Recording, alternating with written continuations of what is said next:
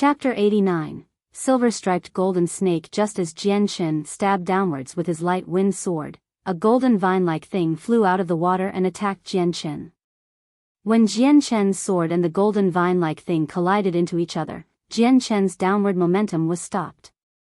His whole body maintained a stabbing posture while he was suspended in midair. The tip of his sword accurately pierced the head of the golden vine-like creature.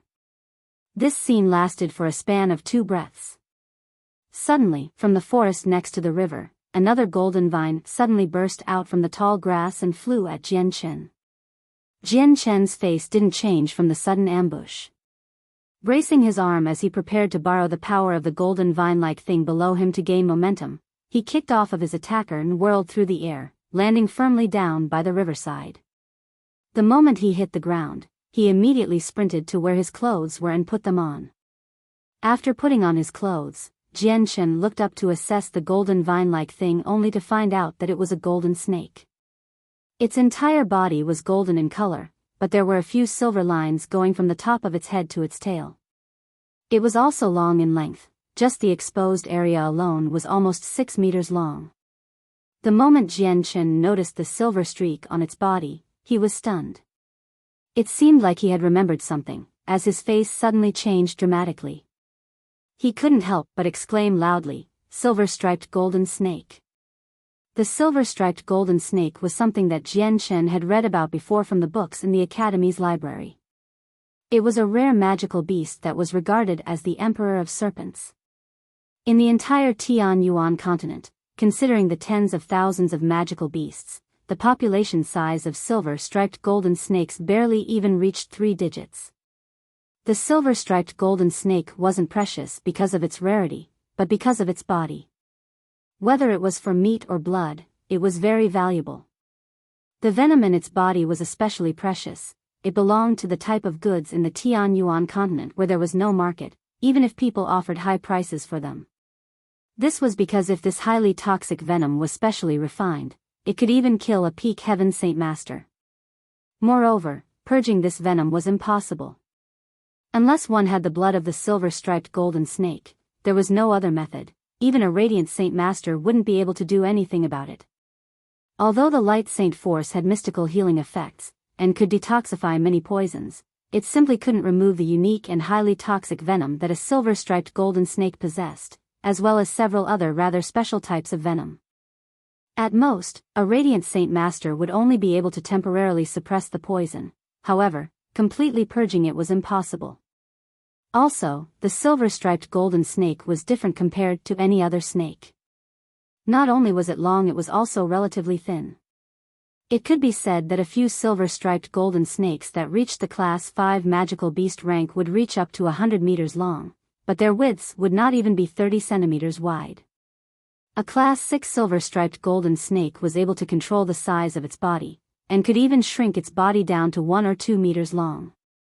Not only were Class 6 silver-striped golden snakes very strong, but rumors said that they could fly through the air and burrow into the ground.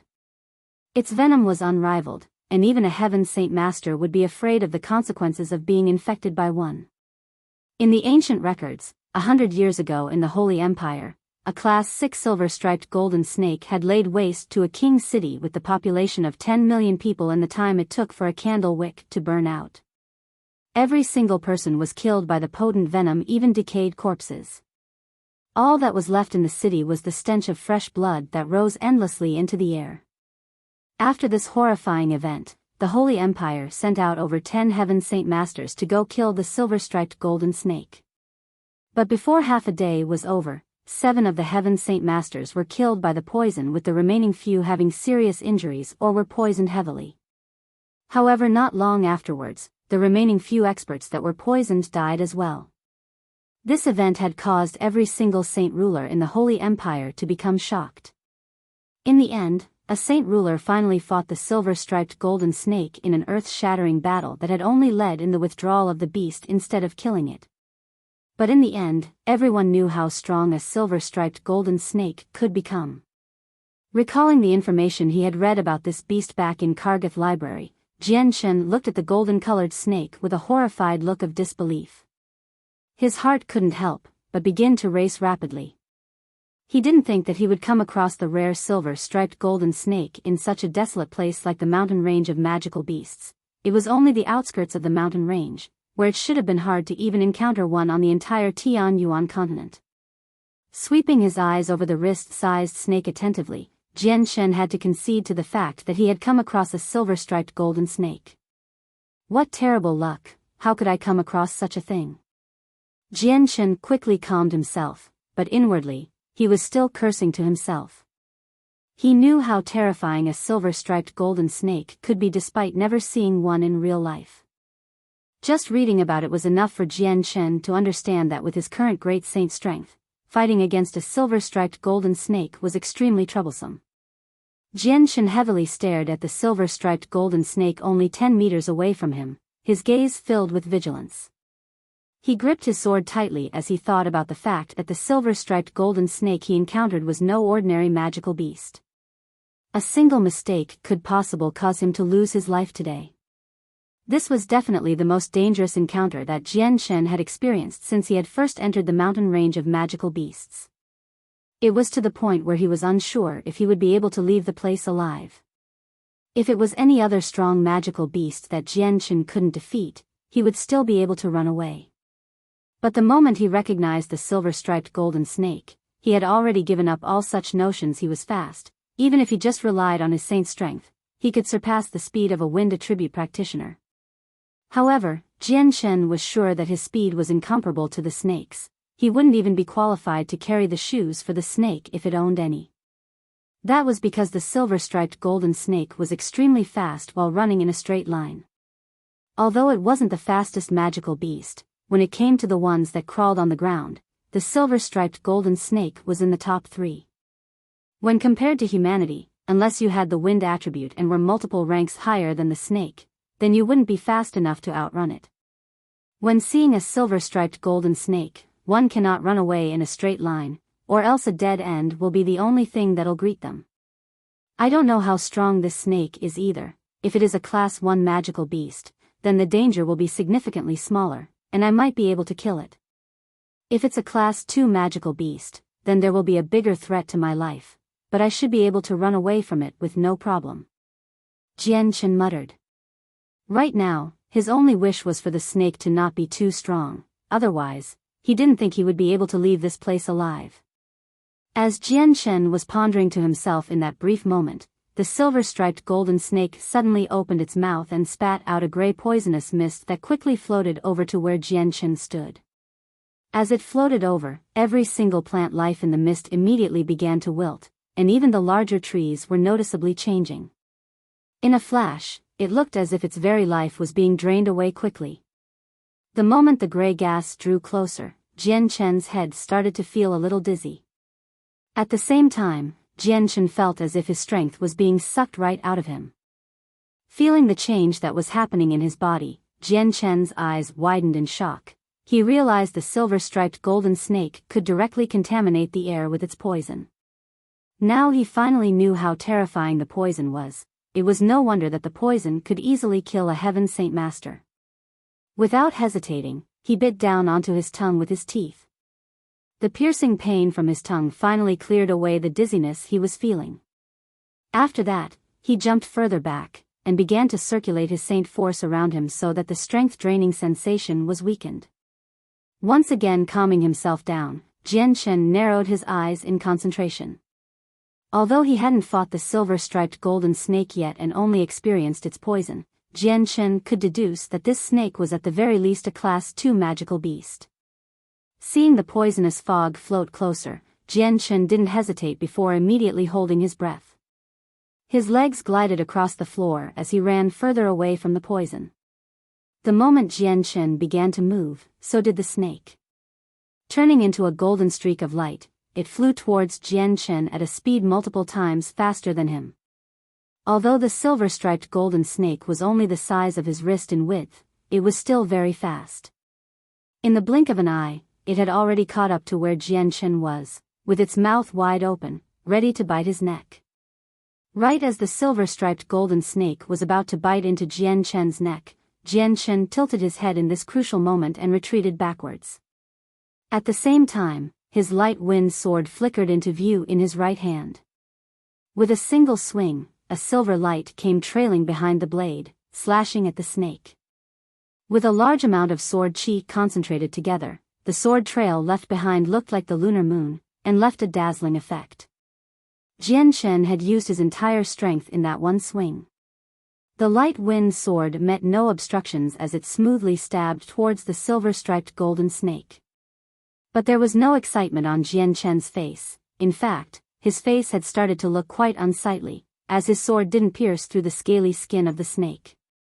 Not a single mark could be seen on the scales. What a strong defense. Jian Shen gasped, his face deathly pale. Because of his cultivation methods, his attacking power was extraordinarily strong. Although he only had the power of a great saint, his attack was not much weaker than a saint master's. But an attack with his entire strength hadn't left even a single trace on the silver-striped golden snake. By this point, Jian Shen was aware that this silver-striped golden snake was at the very least a Class 3 magical beast, maybe a Class 4 magical beast. This was not a fight Jian Shen could afford to have. If it were an ordinary Class 3 magical beast, Jian Shen would have to expend a little more energy to kill it, but the silver-striped snake couldn't be evaluated the same way as a normal magical beast could. Chapter 90. The magical power of the soul sword. While Jian Shen was dazed, the silver-striped golden snake's unproportionately small head compared to its non-matching large mouth had turned and nipped at Jian Shen's neck once more. Brandishing its sharp fangs, a continuous stream of gray-colored poisonous mist flowed out from its mouth. Sensing the wide-open jaws of the snake biting towards him, Jian Shen immediately tilted his head to the side to dodge the gaping maw of the beast. Immediately after, his furious footsteps moved him around to the back of the silver-striped golden snake. Jian Shen's light wind sword shined brightly as he swung it down onto the snake's body once more, refusing to believe that it would be ineffective. The light wind sword accurately stabbed against the skin of the silver-striped golden snake, but only stopped at the very first layer of the snake's scale, unable to penetrate any further. The thin golden skin was as like an impenetrable fort. No marks would remain on it even from a full-powered blow of Jian Shen. Seeing this, Jian Shen's face became even more grim. His mood, after discovering how ineffective his sword was, had completely dropped.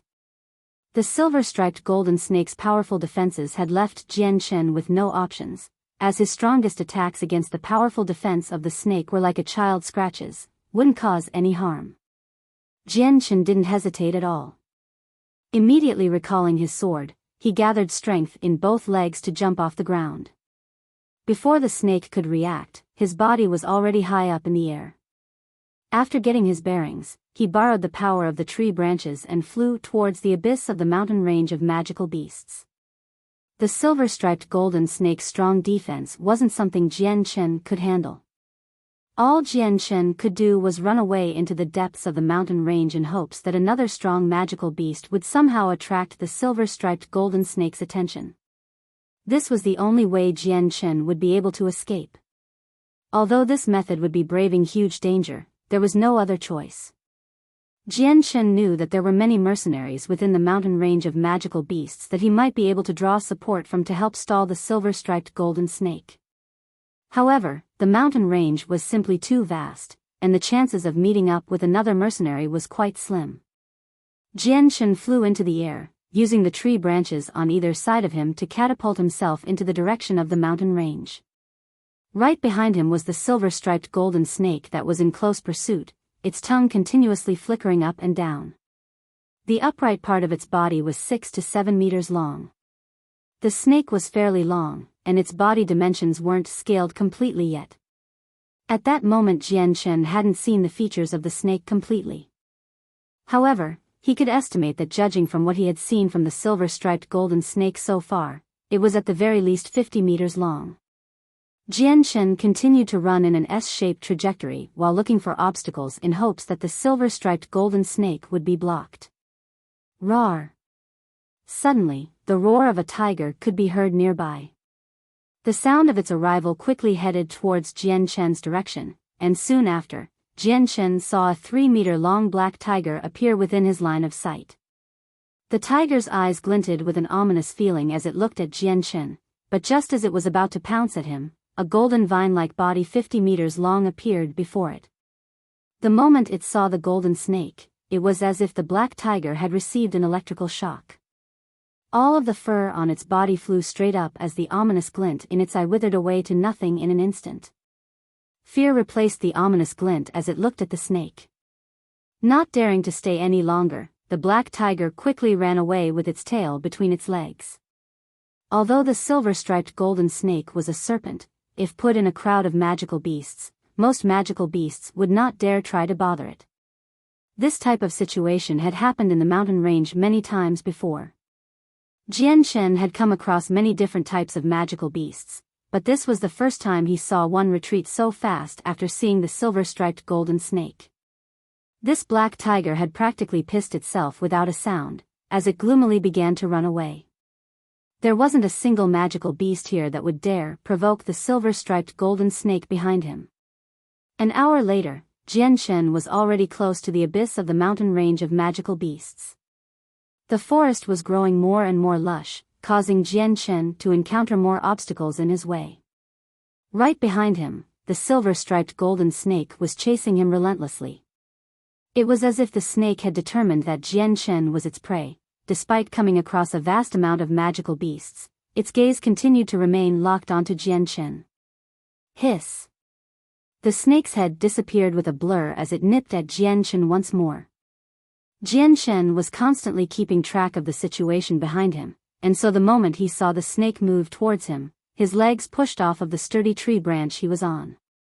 The sudden force propelled him to the side, causing the snake to miss. Over and over again, Jianchen continued to dodge the snake's attacks. The silver-striped golden snake grew angrier with each failure, as the dangerous glint in its eyes intensified. Suddenly, a long, golden snake tail quickly flew out from the tall grass toward Jianchen. Jianchen's expression changed as he noticed the tail come at him. Noticing the sturdy tree branch to his side, he immediately jumped and kicked away from his spot without hesitation.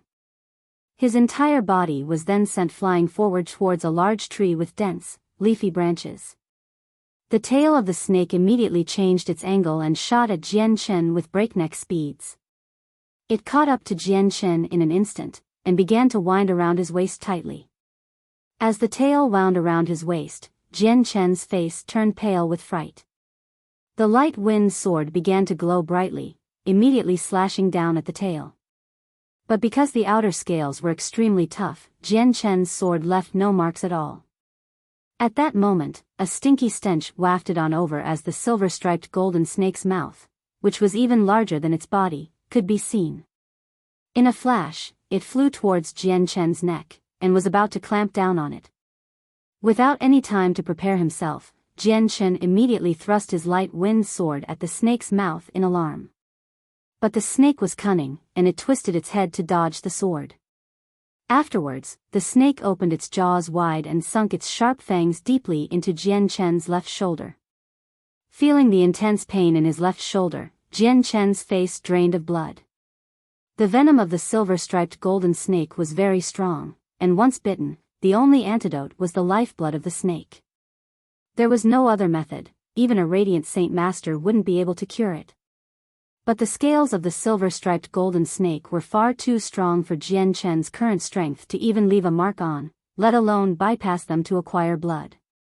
Seeing the snake tightly biting down on his shoulder, Jianchen grew even more panicked by the second, and his expression became crazed.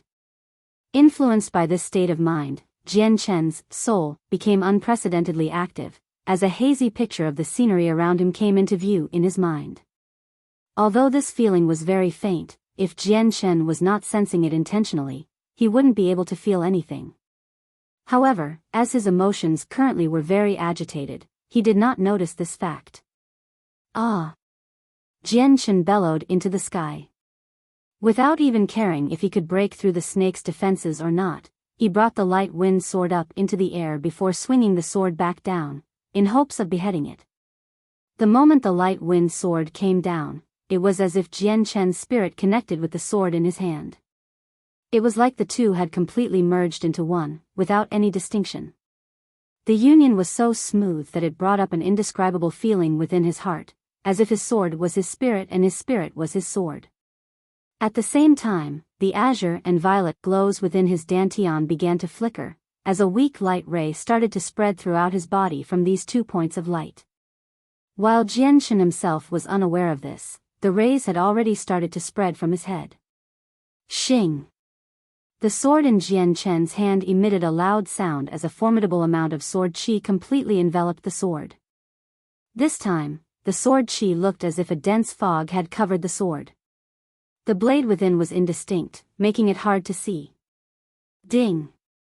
The light wind sword viciously smashed into the head of the silver-striped golden snake. A light noise rang out. This time, the strong sword qi had allowed the sword to cut through the first layer of the super-strong defensive snake scales. Immediately, a deep-looking wound appeared on top of the snake's head, and fresh blood began to flow profusely from the wound. Hiss! The silver-striped golden snake hissed out in pain. Its bite on Jianshan's shoulder was loosened, and it slithered away from him. Its eyes were closely locked onto Jianshan, as it flicked its forked tongue out repeatedly. Seeing the bloody wound on the snake's head, Jianshan was momentarily stunned. But soon afterwards, a joyous expression formed on his face. So it seems the spirit sword can break through the silver-striped golden snake's defenses. Jianshan cheered inwardly. Under his deliberate control, the sword and his spirit had joined together so that the sword became the spirit and the spirit became the sword. This type of miraculous fusion that Jianshan had clearly felt made him feel as if this sword was his life, his soul. As Jianshan's connection between the sword and his spirit deepened, the violent sword qi around his light wind sword grew even sharper. It was as if this large amount of sword qi was completely controlled by his spirit. Not too experienced with such a mysterious sensation, Jianshan loosened his hold on the light wind sword. The sword that was completely enveloped with sword qi didn't drop to the ground, but instead hung queerly in midair. It slowly ascended, finally stopping around Jianshan's nose level a meter away from him. The tip of the sword directly pointed at the silver-striped golden snake. Shing!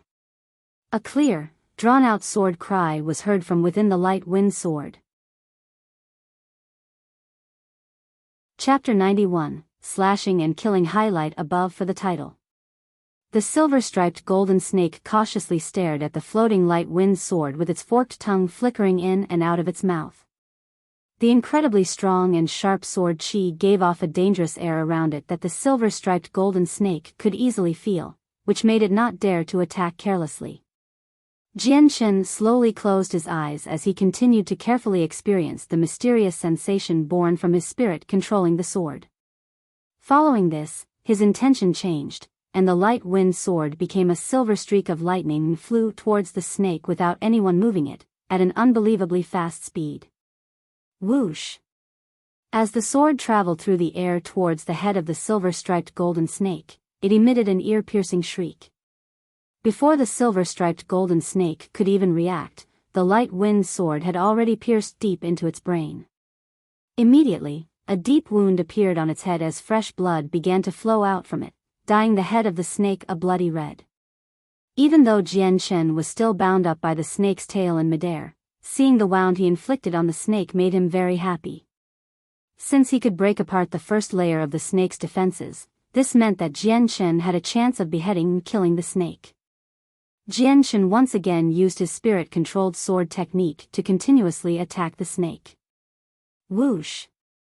The light wind sword under Jianshan's control appeared to be a silver-white flash of lightning as it stabbed towards the silver-striped golden snake repeatedly.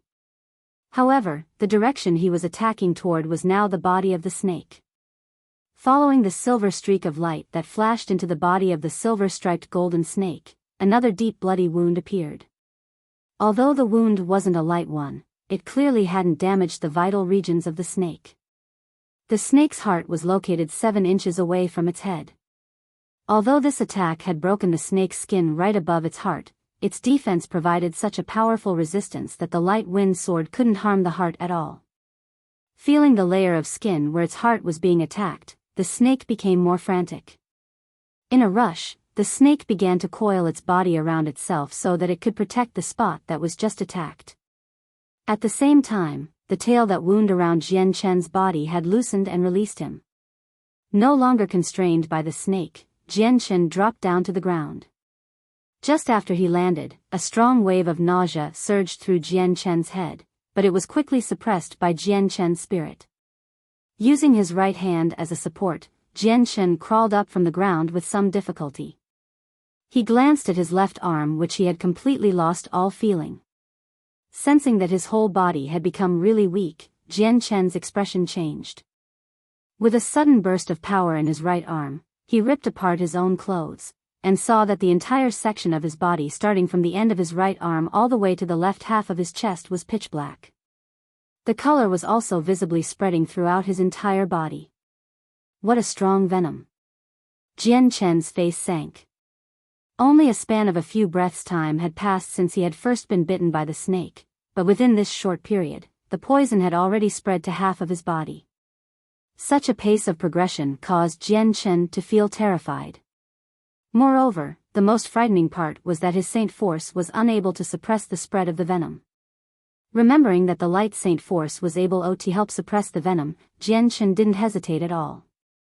While using his light wind sword to fight off the silver-striped golden snake and prevent any further attacks towards himself, he began to rapidly gather the light Saint Force from within the world essence toward himself.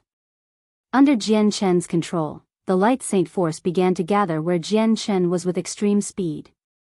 Upon reaching a certain concentration, a hazy white glow appeared around his surroundings and was growing stronger very quickly.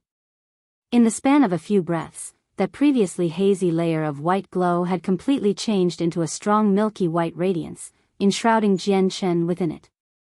It was as if he was wrapped within a white cocoon, and while the glow radiating from it was strong, it did not hurt the eyes.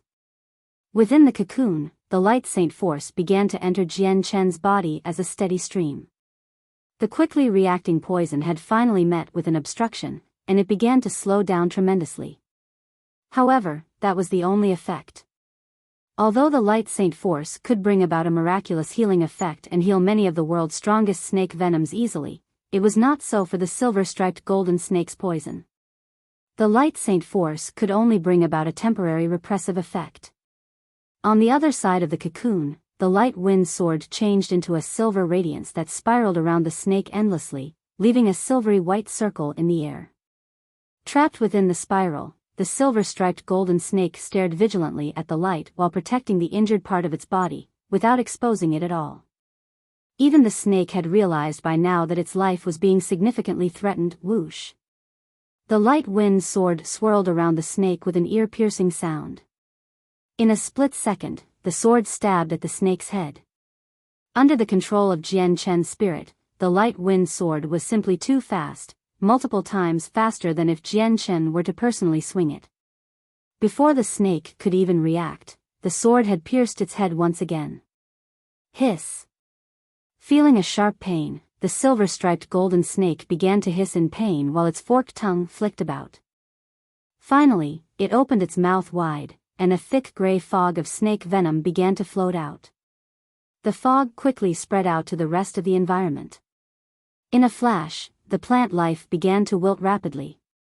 Even the nearby trees that had very strong vitality couldn't resist this venom.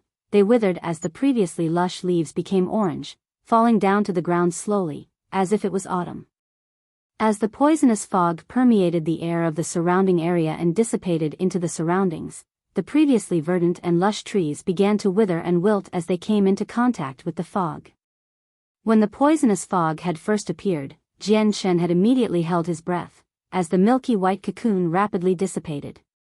Even with the light Saint Force, the extremely dangerous snake venom could not be cured, so Jian Chen was very afraid of this fog.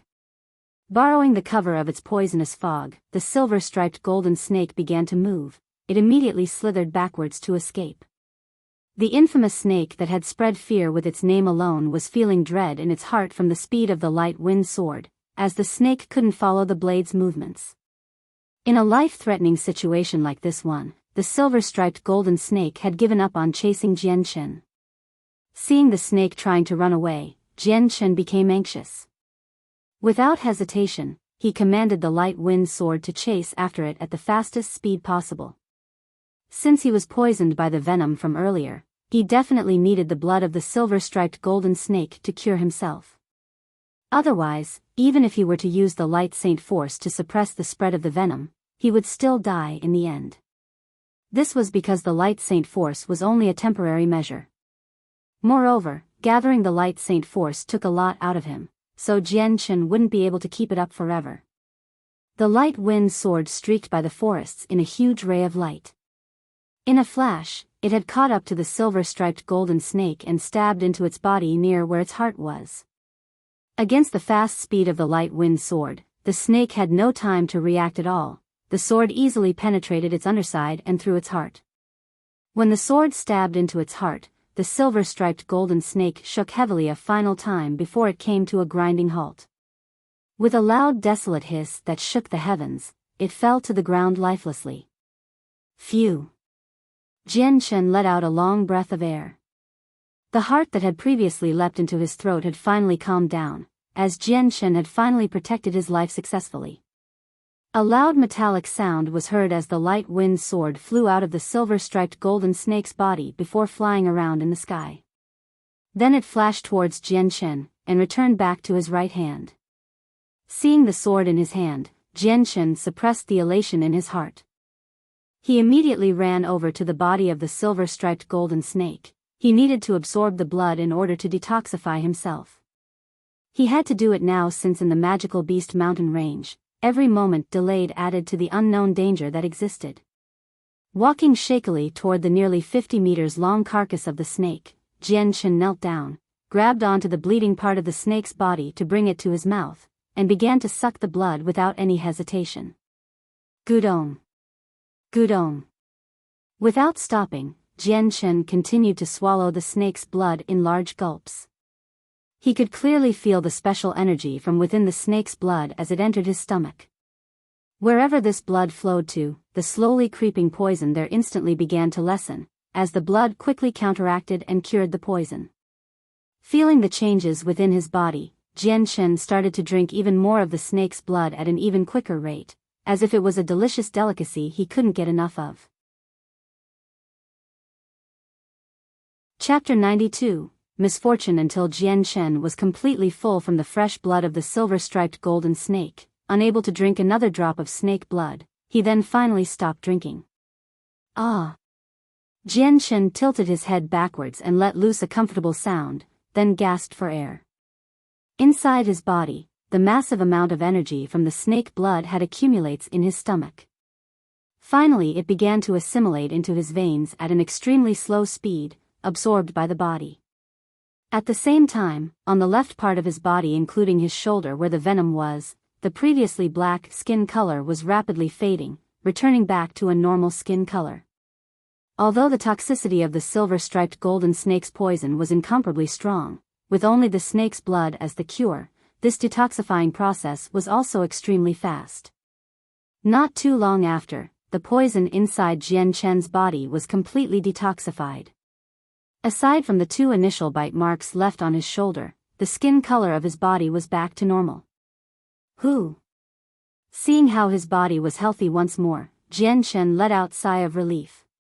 It was fortunate that in the very last moment when he was fighting the silver-striped golden snake, he had managed to successfully kill it. If not, even if he had had the light saint force to temporarily help him suppress the spread of the venom, he would not have been able to live past 3 days. After all, he was not able to maintain light saint force for a long period, since using his spirit consumed an extremely large amount of energy. Slowly standing on both feet, Jianchen sized up the golden-colored snake that lay on the floor before him with no small amount of excitement. The silver-striped golden snake population didn't surpass 3 digits on the Tianyuan continent, so it could be said to be a very rare species. In addition, the body of the silver-striped golden snake was an extremely treasured commodity.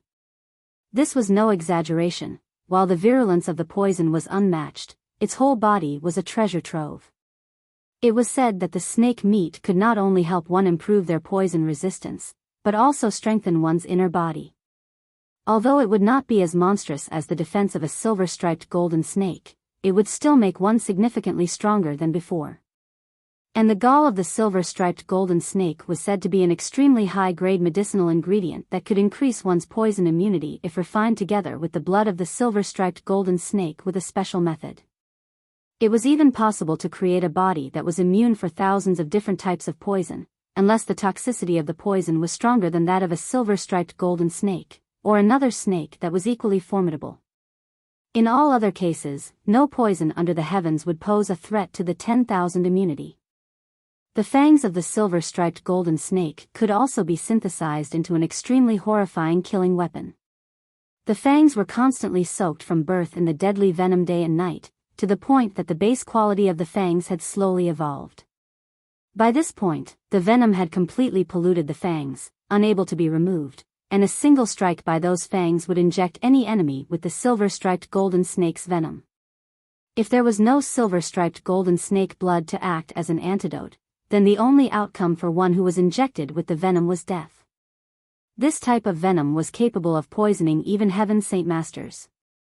Of course, this specific silver-striped golden snake didn't have a strong enough venom to kill a Heaven's Saint Master in a short moment, but it was strong enough that they would never be able to completely get rid of it. They would ultimately die from this venom if they didn't get the antidote, the snake's blood. Despite the venom being very strong, its toxicity was directly linked to the strength of the silver-striped golden snake. The stronger the snake was, the stronger its venom was. If a silver-striped golden snake were to reach the strength of a Class 6 magical beast, then its venom would definitely be capable of killing a Heaven's Saint Master in a flash. The snake's skin was not only soft, but it was also extremely durable, making it an extremely valuable material in producing armor. This gave it an incredibly high value. And with regards to the venom sac, it was considered to be priceless. This venom, when refined correctly, would become an odorless and colorless type of poison that could bypass any type of poison detection or people's senses.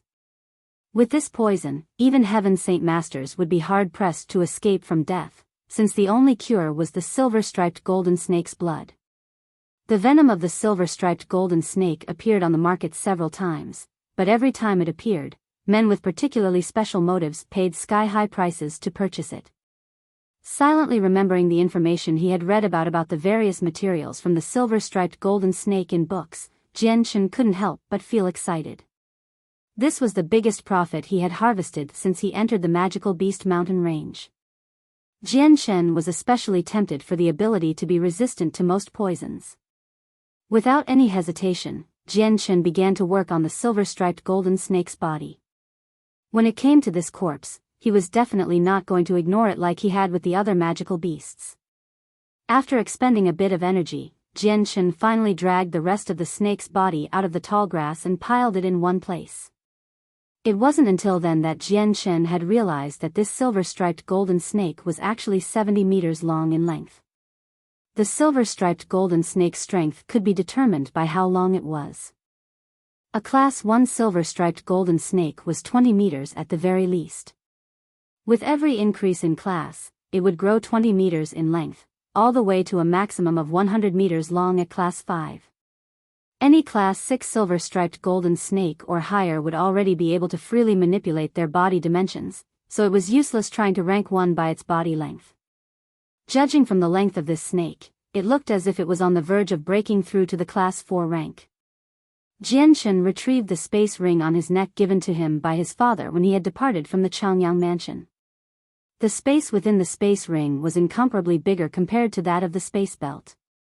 If he wanted to bring this 70-meter-long snake away, the only possible solution was to use the space ring to store it. There was no way the space belt would be able to store the body within its tiny internal space. But if Jian wanted to store the 70-meter-long silver-striped golden snake within his space ring, it was not an easy task. Just as he was about to start, his face suddenly changed as he abruptly turned his head around. Where Jian was looking, he saw the shadows of some people from within the foliage walk out. Just as Jian spotted them, they discovered his existence at the same time. What terrible luck! Jian cursed, afraid that he was going to meet with some trouble. There was a total of 20 people who looked to be mercenaries from their outfit. The moment they saw Jian, the mercenaries all looked a bit dumbfounded. To have come across Jian Chen, it was clear that this was unexpected. However, immediately after, their eyes were drawn to the coiled body of the silver-striped golden snake. Walking at the forefront of the other mercenaries was a middle-aged man that looked to be around 40 years old. After his gaze fell on the silver-striped golden snake, his brows slightly furrowed, revealing an expression deep in thought. Then, as if remembering something, his eyes flashed in realization. A look of extreme joy took over his entire face in an instant. As if he couldn't believe his eyes, he continued to focus on the snake's body behind Jian Chen. He cried out, "Silver-striped golden snake. This is actually the silver-striped golden snake." The words of the mercenary caused every other mercenary behind him to be stunned, as if they had never heard of such a magical beast before. Not too long after, the memories they had regarding the silver-striped golden snake came back to them, causing their faces to change one by one. Looks of amazement and doubt filled their faces as they looked at the snake's corpse behind Jian Chen and evaluated it. After closer inspection, more and more shouts of surprise that they were not able to repress rang through the air. So this is the silver-striped golden snake. This really is the silver-striped golden snake. It looks exactly how the rumors describe it. I didn't think we'd come across a silver-striped golden snake here. We're rich. Every kind of surprised comment came from the mouths of the mercenaries as their eyes began to heat up from looking at the silver-striped golden snake. The avarice of greed in their eyes was shown on their faces. They didn't try to hide it. Jian Chen sighed to himself. He didn't think that such an unfortunate event would happen at such a crucial point. This was definitely the last thing he had wanted. It was a shame that fate didn't go as he had wished. Quickly hiding his space ring, the silver glow from his light wind sword appeared in his hand once more. Without any hesitation, he disappeared in a blur as he charged towards the group of mercenaries. The people in front of him had already recognized the silver-striped golden snake and its worth. There was no point in contemplating any further, since Jian Chen knew that these mercenaries would try to take the body from him by any means necessary. There was definitely no room for negotiation. Jian Chen crossed the 30 meters between them in a flash, the light wind sword immediately striking out. "Humph, you came. Good." The middle-aged man that was the leader was not weak at all, and returned to his sense. A cold expression took over his previous joy as he stared at Jian Chen, sneered, and summoned a great sword to his hand. With a single movement, he slashed at the charging Jian Chen. Just as the middle-aged man's sword was about to hit Jian Chen's trajectory suddenly changed. He dodged the sword and moved around the middle-aged man, attacking the group of mercenaries standing just behind the man. Chapter 93, Silencing by Killing. Seeing Jian Chen come at them at such a high speed, the mercenaries all came to their senses and summoned their saint weapons in preparation to attack him. Jian Chen didn't want to be entangled with them, so instead of taking the blows head-on, he dodged their attacks and quickly moved to their sides. In an instant, his sword sliced through the necks of two mercenaries. As the silver light disappeared, the two mercenaries became rigid as the light in their eyes slowly faded away. From their necks, a slow trickle of blood started to flow out for everyone to see. In the next instant, the blood suddenly began to surge out from their wounds as the bodies slowly toppled to the ground. Without slowing down, Jian Chen swept past the two dead bodies and charged at the hindmost mercenaries in the blink of an eye. These were the weakest of the group and thus were Jian Chen's first targets. Although there were around 20 mercenaries total, the majority of them were only saints and great saints. Only the first middle-aged man and one other were saint masters. Using the profound steps, Jian Chen immediately flickered behind the group. His light wind sword flashed as mercenaries continued to fall to his blade. The mercenaries who were only saints were unable to do anything against such a fast attack. Since they were unable to react at all, there was no way they could possibly resist. In the time it took to take a breath, the mercenaries that were barely at the saint level had died by Jian Chen's sword. The remaining people who were of the great saint level or above had already started to prepare themselves to defend against Jian Chen. Even after killing all of the weak saints, Jian Chen didn't pause at all. The light wind sword became a flash of silver lightning as he swung out at the one of the great saint mercenaries next to him. Seeing such a fast attack come at him, the mercenary's face immediately changed. Since there was no time to dodge, he could only desperately throw his battle axe up in front of him. But Jian Chen's light wind sword was like a viper. With a single movement, its trajectory suddenly lowered and changed from aiming at the mercenary's throat to his heart. PFT. This time, the great saint mercenary wasn't able to react. The silver streak that was the light wind sword embedded itself deeply into the left side of the man's chest, piercing straight through his heart. Just as quickly as it entered, the sword was immediately pulled out of the man's chest. Jian Chen then began to move on to fiercely attack the other mercenaries. Seeing their comrades die so quickly right in front of their eyes, the remaining mercenaries all cried out in both anger and shock. "Bastard, go die. Give back the lives of our comrades."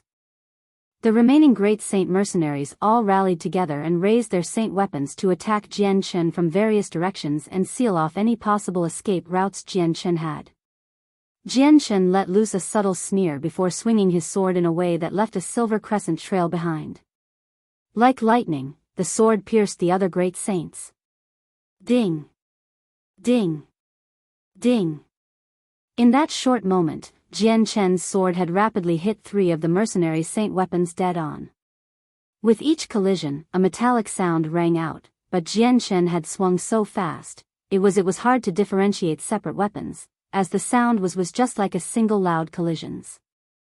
The moment the light wind sword made contact, a large amount of force was transmitted back through the mercenaries' saint weapons. Feeling the feedback transmitted back to them, the mercenaries' faces all changed. Unable to control their bodies, they were forced back a few steps. None of them had thought that such a slender sword would contain a power that was definitely not inferior to any others. The flash of light in that instant sparkled brightly with killing intent. Using the opportunity given by people suffering from temporary paralysis, Jian Chen approached the unmoving mercenary. The light wind sword became covered by a dense layer of sword chi, and it rapidly shot towards the mercenary's neck. Faced with such a fast sword, the mercenary hadn't managed to even regain his footing, couldn't put up any form of resistance at all. During his final moment, his expression of one of shock and anger at the sight of the light wind sword having already deeply pierced through his throat. Fresh blood suddenly burst forth directly from the hole, completely covering Jian Chen, as the sword was completely pushed through the body and out of the wound. Right at this moment, a strong gale attacked Jian Chen from behind. Jian Chen's eyes flashed as he immediately pulled his sword out from the neck of the mercenary he just killed. Jian Chen turned around with his sword enhanced light wind sword, and quickly thrusted his blade behind him like a flash of silver-white lightning. Clang! The 2 finger-wide swords clashed against the 3-inch-wide blade in midair. Neither saint weapon forced the other backwards, and the 2 were stuck in something like a stalemate. However, no one had noticed at the moment the swords had collided. Jian Chen's right arm had shaken twice afterwards. Jian Chen's eyes swiveled upwards to look at the owner of the great sword coldly. It was the middle-aged mercenary that had first spoken out before. The man was looking at him with an extremely overcast expression, but his eyes were filled with intense killing intent. Ha! The middle-aged man cried out angrily, the bloodlust flashing in his eyes. His left hand curled into a fist and shot it out toward Jian Chen, bringing a bitter cold wind along with it. Jian Chen's eyes flashed coldly as he sneered. Against the middle-aged man's strong fist, he wouldn't run. Instead, Jian Chen would raise his own fist without fear. Bang! The fists collided against each other with a loud bang.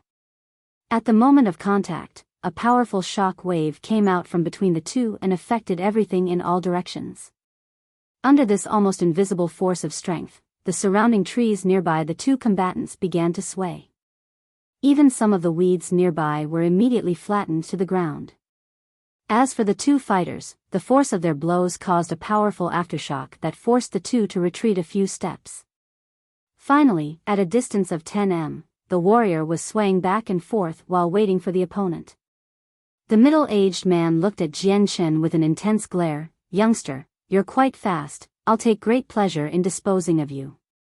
The remaining great saint mercenaries began to gather behind the middle-aged man.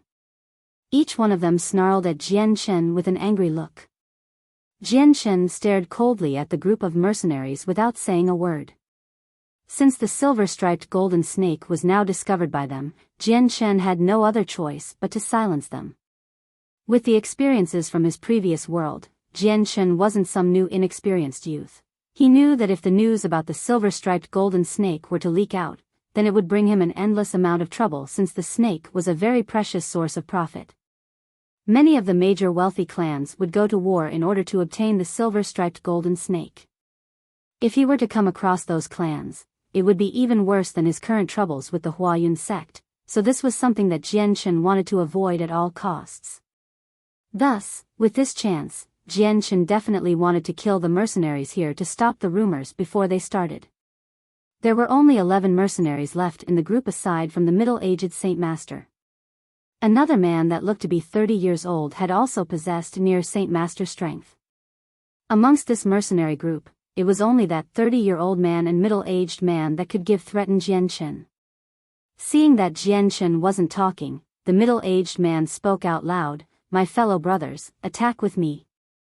If we kill him, not only will our dead comrades be avenged, but that silver-striped golden snake will be ours. If we can take that silver-striped golden snake, then we will no longer have to risk our lives in the magical beast mountain range in order to earn a profit." With that, the middle-aged man charged towards Jian Chen, with the rest of the mercenaries following right behind him. Jian Chen still didn't say anything, but the fighting spirit within his heart had unconsciously reached a high point.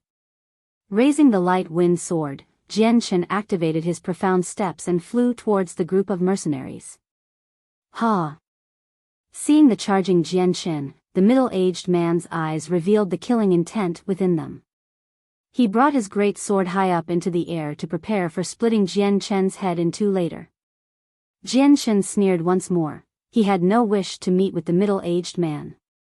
Altering his path, he slid by the man and continued onwards to fight the weaker mercenaries.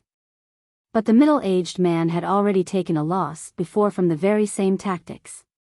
He could only see the great sword suddenly change angles in midair as the path was changed with only brute force. Afterwards, the great sword followed behind Jian Chen, swept past his shadow, then continued to slash horizontally toward Jian Chen. The great sword was definitely fast as well. As it traveled towards Jian Chen's back, it carried about a strong gust of wind that immediately cut into Jian Chen's waist without obstruction. However, there were no signs of a smile on the middle-aged man's face. Instead, his gaze hardened as he realized Jian Chen's body gradually disappeared. Mirror image. He growled. Chapter 94, Annihilating E. Very one highlight above for chapter title Avoiding the middle-aged man's great sword. Jian Chen appeared in front of the other mercenaries with his light wind sword, stabbing out multiple times in unbroken succession. At the same time, the mercenaries raised their saint weapons one after another to swing at him. Ding ding ding. The noise of many weapons colliding could be heard. In a brief moment, Jian Chen used an unimaginably fast speed to slash out dozens of times, causing the saint weapons that the mercenaries attacked him with to deviate from their original trajectories. Afterwards, Jian Chen's actions contained no hesitation as the light wind sword in his hand emitted an indistinct sword glow. Taking advantage of the moment ere the mercenaries were trying to bring their saint weapons in their hands back under control, the light wind sword once again transformed into dozens of silvery white flashes that pierced outwards. PF. PF. PF. In that short moment, Jian Chen's light wind sword stabbed out 3 times, each one accurately hitting the throats of 3 different mercenaries. Their bodies went rigid immediately as their throats started to leak blood, dyeing their necks red. Slowly, their bodies fell to the ground. At that moment, a sharp sound carrying a strong amount of power pierced the air, whooshing in from the side. Sensing this strength that suddenly appeared out of nowhere, Jian Chen immediately turned around and shifted toward the side by 2 meters. But before Jian Chen could get to the side safely, another surge of wind came at Jian Shen and arrived right in front of him in a blink of an eye. Jian Shen's face didn't change at all as he brought his light wind sword to block the frontal attack. Clang! A huge sword heavily smashed against Jian Shen's light wind sword, causing Jian Shen to fly back uncontrollably by quite a few meters. Whoosh! As Jian Shen flew through the air, a long silver spear chased after Jian Shen's heart with an ear-piercing whistle. Sensing that the silver spear had a great amount of saint force within it, Jian Shen grew solemn as he saw the second Saint Master had finally taken action. Jian Shen stamped down onto the ground fiercely, leaving a deep footprint as he forcibly stopped his body from continuously retreating backwards. His right hand shook as his light wind sword slashed at the spear in front of him without fear. Ding! The tips of the light wind sword and spear collided into each other in midair. Seeing this, Jian Shen's eyes flashed coldly as an intense amount of sword qi escaped from his sword. It transmitted through the spear toward the 30-year-old man. Catching on to what Jian Shen was planning, the 30-year-old man sneered. Following after, an enormous amount of saint force came flooding out from his body, coursing along the spear toward the light wind sword. It stopped Jian Shen's sword qi in the spear from moving any closer. Immediately afterwards, the sword qi momentarily stopped advancing forward due to the collision with the flood of saint force that moved like a galloping wild horse. This weakened its advancing speed. Jian Shen's eyes flashed dangerously as he began to increase the amount of energy to fight against the man. Immediately, an intense amount of sword qi surged outwards, smashing against the saint force of the other man without fear. Bang! As Jian Shen's unique sword qi made contact with the other mercenary saint force, a loud explosion was heard. The energy from the contact exploded outwards, with the colliding saint weapons as the epicenter. The shock wave caused the two fighters to be blown backwards. With each step they traveled, the mercenary left a deep footprint from stepping heavily on the ground. However, Jian Shen's body looked incomparably nimble. As his toes lightly made contact with the ground, he swayed momentarily before quickly shaking off that backwards momentum. However, just as Jian Shen stabilized his body, a fierce force came from behind him and approached his body in a blink of an eye. Jian Shen's face changed slightly. Just from his recent encounter against that mercenary, he had used up a lot of energy. At the moment, he was lacking some strength, and was unable to gather enough saint force to resist the incredibly strong Saint Master's attack from behind him. In a moment of desperation, Jian Shen rolled to the ground to evade, but even so, the great sword had landed a wound on his back, so deep that even the bone could be seen. Ha!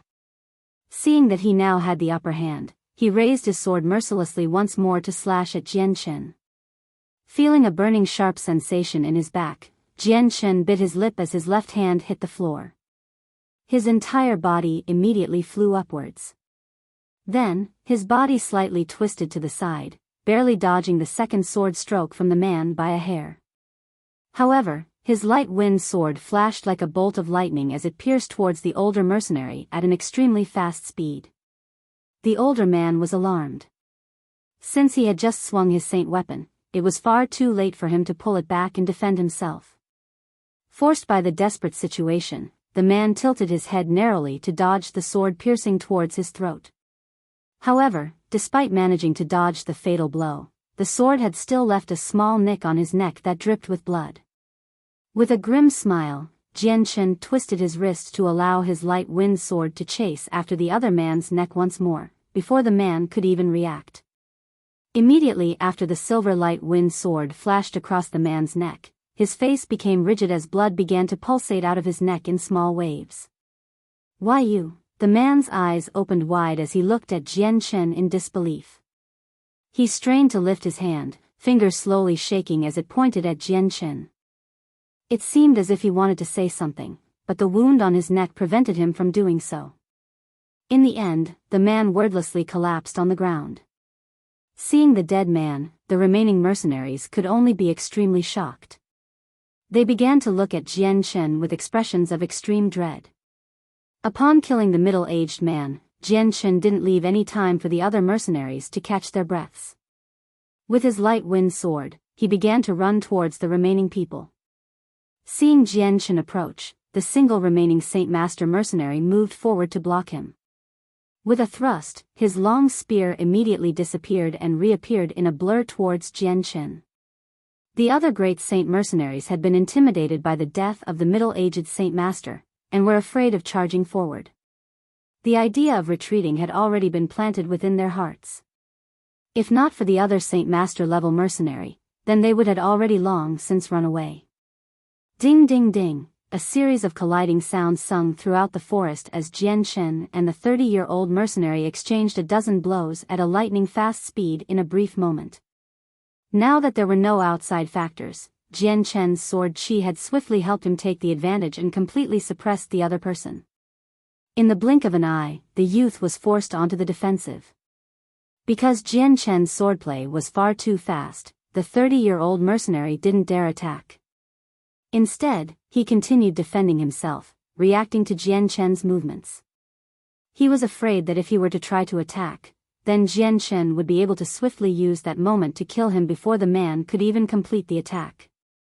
Not only that, but Jianshan was fighting him at close range. The 30-year-old mercenary wasn't able to show off the true power of his long spear at such a short distance, so he was left with the feeling of having one arm tied behind his back. After attaining the great saint level, Jianshan's battle strength had improved several times over. So with his current strength, he could contend against those a level higher than him on equal footing. After a dozen high-speed blows were exchanged, the two were finally split apart. However, the 30-year-old man looked to be in a sorry state as his clothes were completely ruined by this point. A few parts of his body had deep-looking wounds, and even his neck had a thin line from where Jianshan had only barely cut apart the first layer of skin. As for Jianshan, besides the single wound on his back, he didn't look very different. The only change was that his face had grown paler. Staring at Jianshan with a hardened face, the 30-year-old mercenary said, "The enemy is far too strong. I'll stall him while everyone else runs away." After fighting Jianshan, the 30-year-old mercenary knew how fast and strong Jianshan was. In the mercenary's heart, he knew that it was possible he wouldn't be leaving here alive, so he had to take the worst plan of action for himself. He had realized another thing in his heart regarding the situation with the silver-striped golden snake. For the sake of keeping this matter a secret, Jianshan would definitely kill anyone that tried to leave this place. He wouldn't let anyone spread details about the situation. If it was the mercenary who was in this situation, he would have done the same thing. This was the rule for survival for the Tianyuan continent. Everything was decided by the fist. Whoever was strongest would have the last laugh.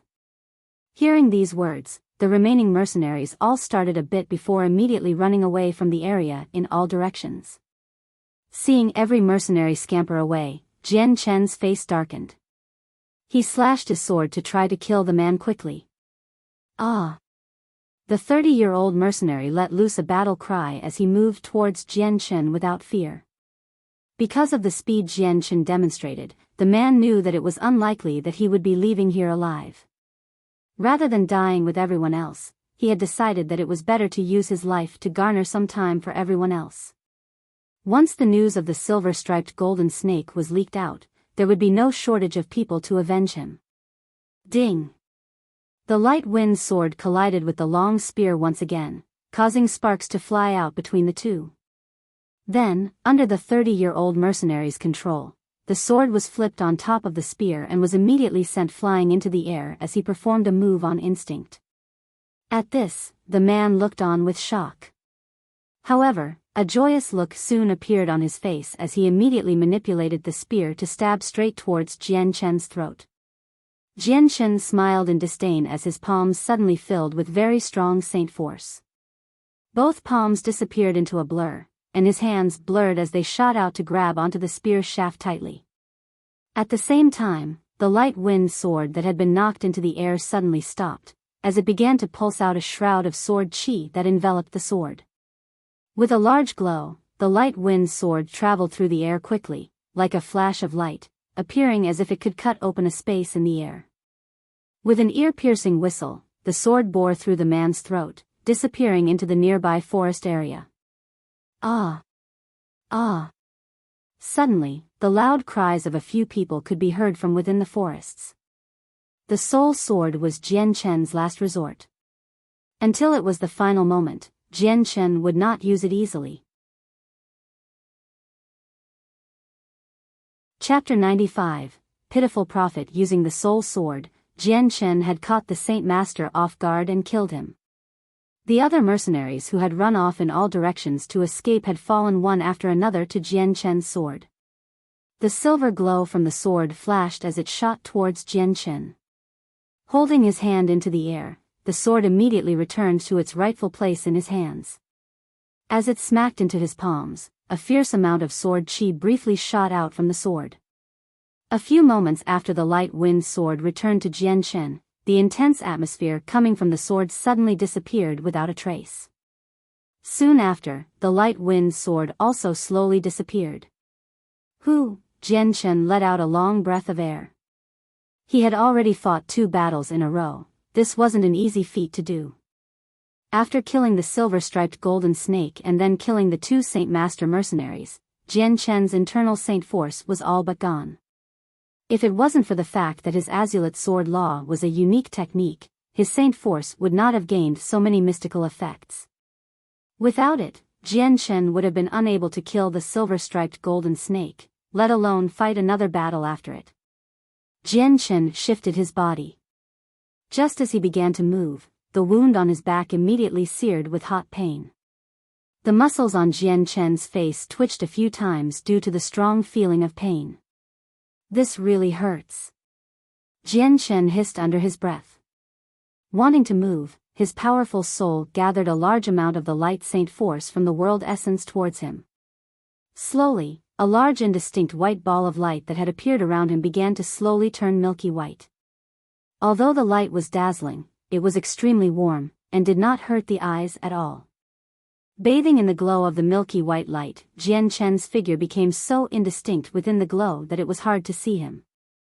Even the deep cut on his back was quickly healing itself under the energy of the light saint force. Under this light saint force, a comfortable and refreshing feeling spontaneously arose from his chest, and quickly spread throughout his entire body. It bypassed Jian Chen's self-control, and he could barely hold himself back from. Although he had already used the light saint force before while trying to resist the silver-striped golden snake's venom, his attention had been stretched thinly at that time, so he hadn't noticed the feeling of happiness the light saint force had brought to him. But now that he could fully focus, Jian Chen finally realized how much of a pleasure the light saint force could give. The light saint force continued on for a while before gradually disappearing, showing Jian Chen's body once more. Jian Chen twisted his arm behind his back to feel the wound that was previously there, but he could only feel smooth skin. Although the shirt he was wearing was moist with blood, he didn't feel any type of pain, and not a hint of a scar could be found. Nodding his head in satisfaction, Jian Chen began to smile at the miraculous results the light saint force had shown. With a skill like this, Jian Chen's ability to save his own life would be even more bountiful on the Tianyuan continent from now on. Just then, a dizzy sensation struck Jian Chen as the world seemed to sway twice for him. The dizzy spell was over in a moment only to be replaced with a wave of exhaustion. At that moment, Jian Chen felt that he had not slept for a whole day and night, and was in a very serious state of weariness. Jian Chen wanted to just find a bed and sleep in it right then. What a pity, the soul sword and the light saint force brings about such a high energy consumption. Right now my soul is evidently all used up. Jian Chen gloomily sighed to himself. He knew that in the future, he would have to refrain from using the soul sword and light saint force too much. Otherwise, if he ran out of soul in the future, it would majorly affect his fighting strength. Fortunately, while his soul was for the most part exhausted, it was not at a critical point yet, so his fighting strength was not impacted by that much. Taking out an intact set of clothes from within his space belt, Jian Chen looked at the few mercenaries on the ground. Looking at the space belts on their waists, anticipation flashed through Jian Chen's eyes. I hope there's a few good things in them. Jian Chen thought to himself. On the Tianyuan continent, a majority of people generally put all of their valuables within their space belts. It could be said that a single space belt could contain a person's life savings. Of course, many weaker mercenaries were very poor, and so they wouldn't have much in their space belts. Walking past the mercenaries without touching their space belts, Jianchen quickly walked up to the silver-striped golden snake and put it in his space ring. Since the silver-striped golden snake was huge, it had taken Jianchen the same amount of time it took for a candle wick to burn to store the snake in the space ring. Placing the space ring within the folds of his inner robes once more, Jianchen let loose a breath in relaxation as an inconcealable feeling of joy took hold. An unpoisonable body. Recollections of the good benefits of the 10,000 immunity came flashing back into Jianchen's head. Right now, he had the body of the silver-striped golden snake. And although he had swallowed a good amount of the snake's blood, the rest of it was still within the body of the snake. It could be said that given enough time, Jianchen could take the silver-striped golden snake's blood and gall bladder and refine them to gain an unpoisonable body. Slowly calming down his heart, Jianchen walked towards the bodies of the mercenaries once more and removed their space belts. Making sure they didn't have any additional items, he departed from the area and disappeared into the forest. Once Jianchen was far enough, he found an empty spot to sit down with his legs crossed. He then took out the 20 space belts, and began to look through them. The items within the space belts were numerous, a good majority of them were essentials that were needed to survive within the Tianyuan continent. Comforters, tents, food and water accounted for half of the items, while the rest were all items of little worth. There were pitiful amounts of silver and copper coins stacked on top of each other within the space belts, but Jianchen did not feel inclined to take such a trifle amount. After going through quite a few of the space belts, Jianchen still couldn't find any items of value. The space belts only had items for everyday use like bandages and herbs. There wasn't even a single Class 1 monster core to be seen. Jianchen didn't have a surprised look on his face, since he knew that these mercenaries were here in the Magical Beast Mountain range to earn a profit in the first place. To be trying to earn money in such a place could only mean that they were poor. The most valuable items they could possibly have would be a few low-leveled monster cores. After going through half of the space belts, Jianchen finally found one that had a small pile of around a dozen monster cores, but they were all pretty much Class 1 or Class 2. Taking the monster cores from the space belt, Jianchen continued to look through the rest of the space belts. Quickly, Jianchen had finished looking through the 20 space belts and casually tossed them to the side. Turning his head back to look at the small pile of monster cores and money, Jianchen couldn't help but have a look of helplessness. From the 20 space belts, he had only collected around 20 monster cores and almost 100 gold coins. Among those 20 monster cores, there was a single Class 3 monster core, 6 Class 2 monster cores, and the rest were only Class 1 monster cores. Not knowing if he should laugh or cry, Jianchen shook his head and said with a bitter smile, "Isn't this profit way too low? There were 2 Saint Masters within the group and yet they still have only this pitiful amount of monster cores. I could get more by myself in a single day." Storing the gold coins and monster cores within his own space belt, Jianchen left the area. The following day, Jianchen drifted through the depths of the magical beast forest. However, after being chased by the silver-striped golden snake, he was already very close to the abyss of the magical beast mountain range. The majority of the magical beasts here would be at the Class 3 level, and a very few of them would be at the Class 2 level. Compared to the Great Saint level Jianchen, Class 3 magical beasts were no longer as much of a threat as they once were. Although it took some more effort to kill them, the profits here would be greater since there were more Class 3 magical beasts than Class 2 magical beasts. A single Class 3 monster core had the same amount of energy as 10 Class 2 monster cores, and even the purity of the energy within the core was better than the Class 2 monster core. They were necessary for Jianchen to use to cultivate, as 3 Class 3 monster cores would most likely take him the entire night with his terribly fast rate of consumption. In the blink of an eye, Jianchen had spent another 10 days in the forest where he hunted for magical beasts in the day and cultivated in isolation at night. After those 10 days, Jianchen's strength had improved by leaps and bounds. Although he was still at the primary Great Saint level, he could clearly sense that he was not all that far away from the middle Great Saint level. During these 10 days, Jian Shen would spend each day walking through the mountains carefully with one of the Class 3 monster cores in hand. At one point, Jian Shen had come across a Class 4 magical beast, but it was far too strong for him to fight against. After a dozen blows, Jian Shen had escaped while suffering from a serious injury. From that point on, Jian Shen had recognized the strength of a Class 4 magical beast, so he continued to fight against Class 3 magical beasts instead. Afterwards, whenever he encountered a Class 4 magical beast, he would just run away immediately without provoking it. Chapter 96. A lucky encounter with a woman by the river. Highlight above for chapter title. Over the course of those 10 days, Jian Shen had hunted many Class 3 magical beasts.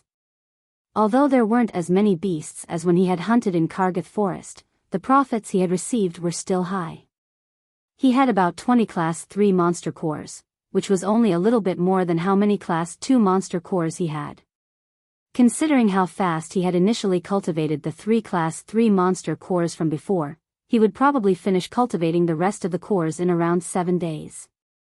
What Jian Shen didn't know, however, was that since he was traveling alone in the Magical Beast mountain range, magical beasts would come upon him more frequently than if he was in a large group of mercenaries. This was because many magical beasts on the mountain range had an extremely sensitive sense of smell and high vigilance. Since they had lived their entire lives on the mountain range, their ability to track footprints was remarkable, and so if they had come across a strong group with many footprints, then the magical beasts would carefully run far away from them. So although the magical beasts did not have any intellect, their own survival had ingrained themselves deep within their minds. But if they were to come across a weak or single person that they were sure they could kill and eat, then the previously hiding magical beasts would come out and search for that person. They wouldn't need to use an extraordinary amount of energy to chase after and hunt their prey, so since Jian Shen was by himself in this place, the chance of encountering a magical beast was greatly increased. If it wasn't for the fact that Jian Shen's spirit was strong enough to detect movements around him, he would have been beaten black and blue by the sneak attacks from some magical beasts. The next day, the cross-legged Jian Shen finally opened his eyes as he awoke from his cultivation on top of a tree branch, and jumped down onto the ground. Dusting himself off, he took a look at the monster cores he had stored within his space belt. During this short amount of time, he had collected a decent amount of monster cores, and even though he had used many cores to cultivate, his space ring still had plenty of cores in stock. There are still 50 Class 2 monster cores and 120 Class 3 monster cores. Checking the inventory within the space belt, Jian Shen nodded his head in satisfaction. Currently he was using 20 Class 2 monster cores to cultivate with per night, and his space belt only had enough for 2 days' worth of cultivation at most. All of the other monster cores added together would last for over 10 days. I still have 2 Class 4 monster cores. One is from the prize given by Kargath Academy, and another is what father gave to me.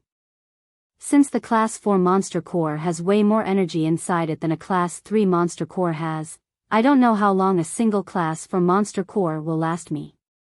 Jian Shen thought. He didn't realize that the amount of monster cores within his possession was considered a massive pile of wealth. To Jian Shen, it was just a way to sustain his cultivation for a mere 10 days. Looking up at the bright sun overhead, he immediately discerned his location and began to walk off towards the outskirts of the Magical Beast mountain range without even stopping to eat breakfast. By this point, the amount of time Jian Shen had spent in the mountain range was quite long.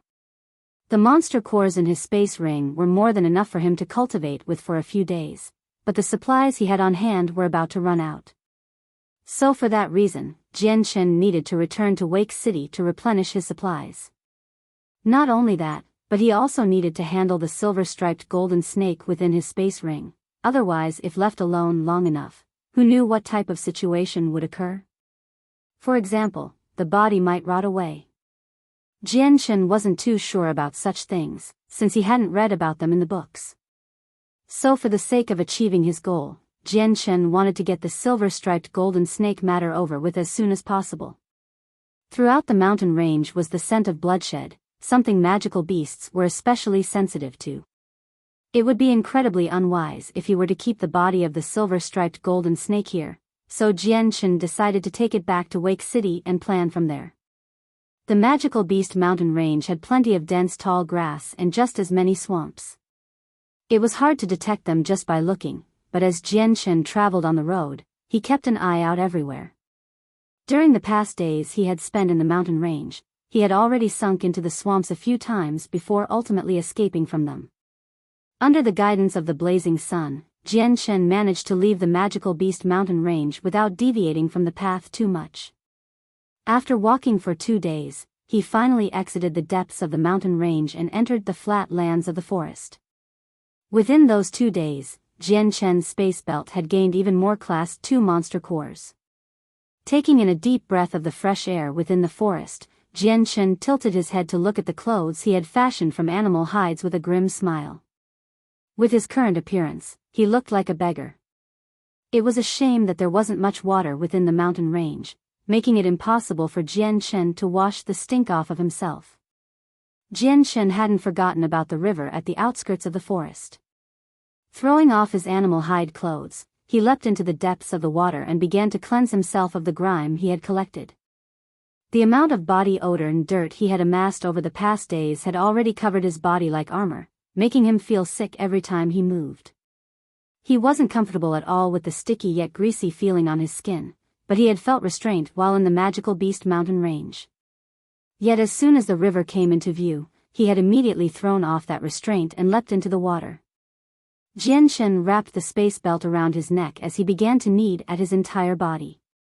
His arms continued to rub everywhere as the water nearby him began to turn black with contamination. Even after washing himself in the river, he didn't leave the waters. Instead, he floated on his back and slowly closed his eyes, allowing the river to wash over him. For the first time in a long time, his mind was at rest as he relaxed under the pleasure of the icy cold waters. The past few days had been taxing on his mind, as he traveled within the mountain range. Now that his mind was at rest, the very depths of his soul felt free, letting Jianshan finally sleep in peace. Jianshan closed his eyes as he laid back in the water and took a gentle bath from the cold water from the river and the warm rays from the sun. His naked body bobbed up and down the river as he floated along with the waves.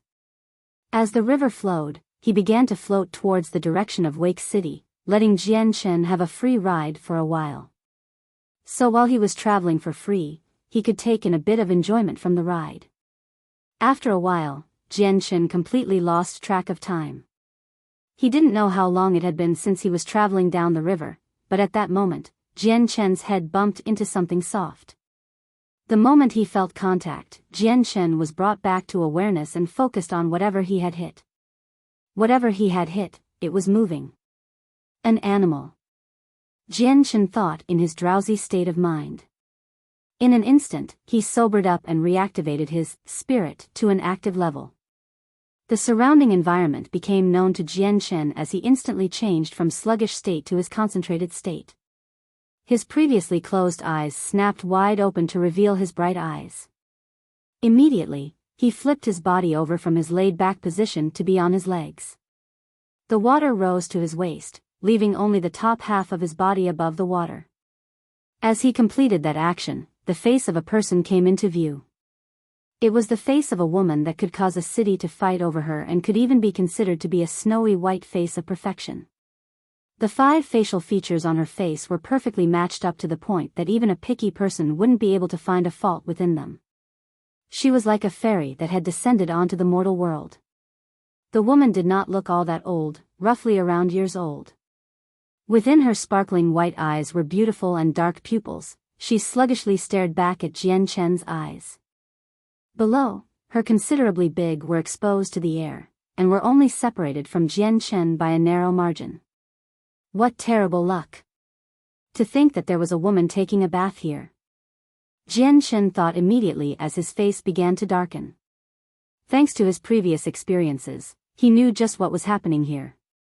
He didn't think that while drifting away on the river to relax after wandering the magical beast mountain range, he would stumble across a woman bathing in the very same river he was in.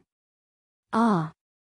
Just as Jianshan realized what was happening, the small eyes of the woman in front of him opened wide as she too realized what had just happened, and a scream came out of her mouth. You stinking scoundrel. Her previously sluggish eyes turned red-hot with anger and shame as she screamed and swung her arm rapidly at Jian Chen's chest. Bang! Before Jian Chen could even react, the woman's palm had already hit his chest with a muffled sound. Jian Chen was then sent flying backwards over the waters as a small stream of blood came pouring out of his mouth. Chapter 97, Mysterious Old Man. Highlight above for title. The palm sent Jian Chen flying backwards into the air by 20 meters before sinking back down into the river. A look of astonishment flashed through Jian Chen's eyes as he felt the strong energy from her hand. That single strike had caused a decent injury on him, as the bones where she had hit started to hurt as if something heavy had smashed into it. Jian Chen's arm paddled through the water briefly before he leapt into the forests on the opposite side of the river. Hiding behind a broad tree, he used his Saint Force to evaporate the water droplets on him before taking the space ring from his necklace. With a simple motion, he pulled out the last intact piece of clothing and put it on. Just as Jian Chen put on his robes, his already pale face froze momentarily before leaping towards the side in a hurry. Bang! Just as Jian Chen dodged to the side, the tree he had previously been hiding in exploded into splinters as a tremendous amount of pure Saint Force exploded on over. As it landed where Jian Chen was once at, the dirt around it was sent flying as a huge crater was left behind in the impact zone. You scoundrel, to think that you would peek at me taking a bath, I will definitely kill you. There was a small mournful tone mixed in within her angry words as her face grew redder by the second in front of Jian Chen. Her jade-like white hands carried a blue-colored Saint Force before flying at Jian Chen so fast that it whistled through the air. Feeling the huge amount of Saint Force within her palm, Jian Chen's face changed rapidly and became abnormally solemn. Gathering up the Saint Force within himself, he concentrated it in his right hand and lashed out. Bang! The two palms collided against each other with a muffled explosion as the shockwave flew out in all directions. Jian Chen was sent flying backwards violently, crashing through various bushes before finally slumping to the ground. PFF. A mouthful of blood splashed out from Jian Chen's mouth and formed a small bloody mist for a brief moment. As it escaped from his mouth, his face grew deathly pale. With difficulty, Jian Chen tilted his head upwards in disbelief at the woman in front of him.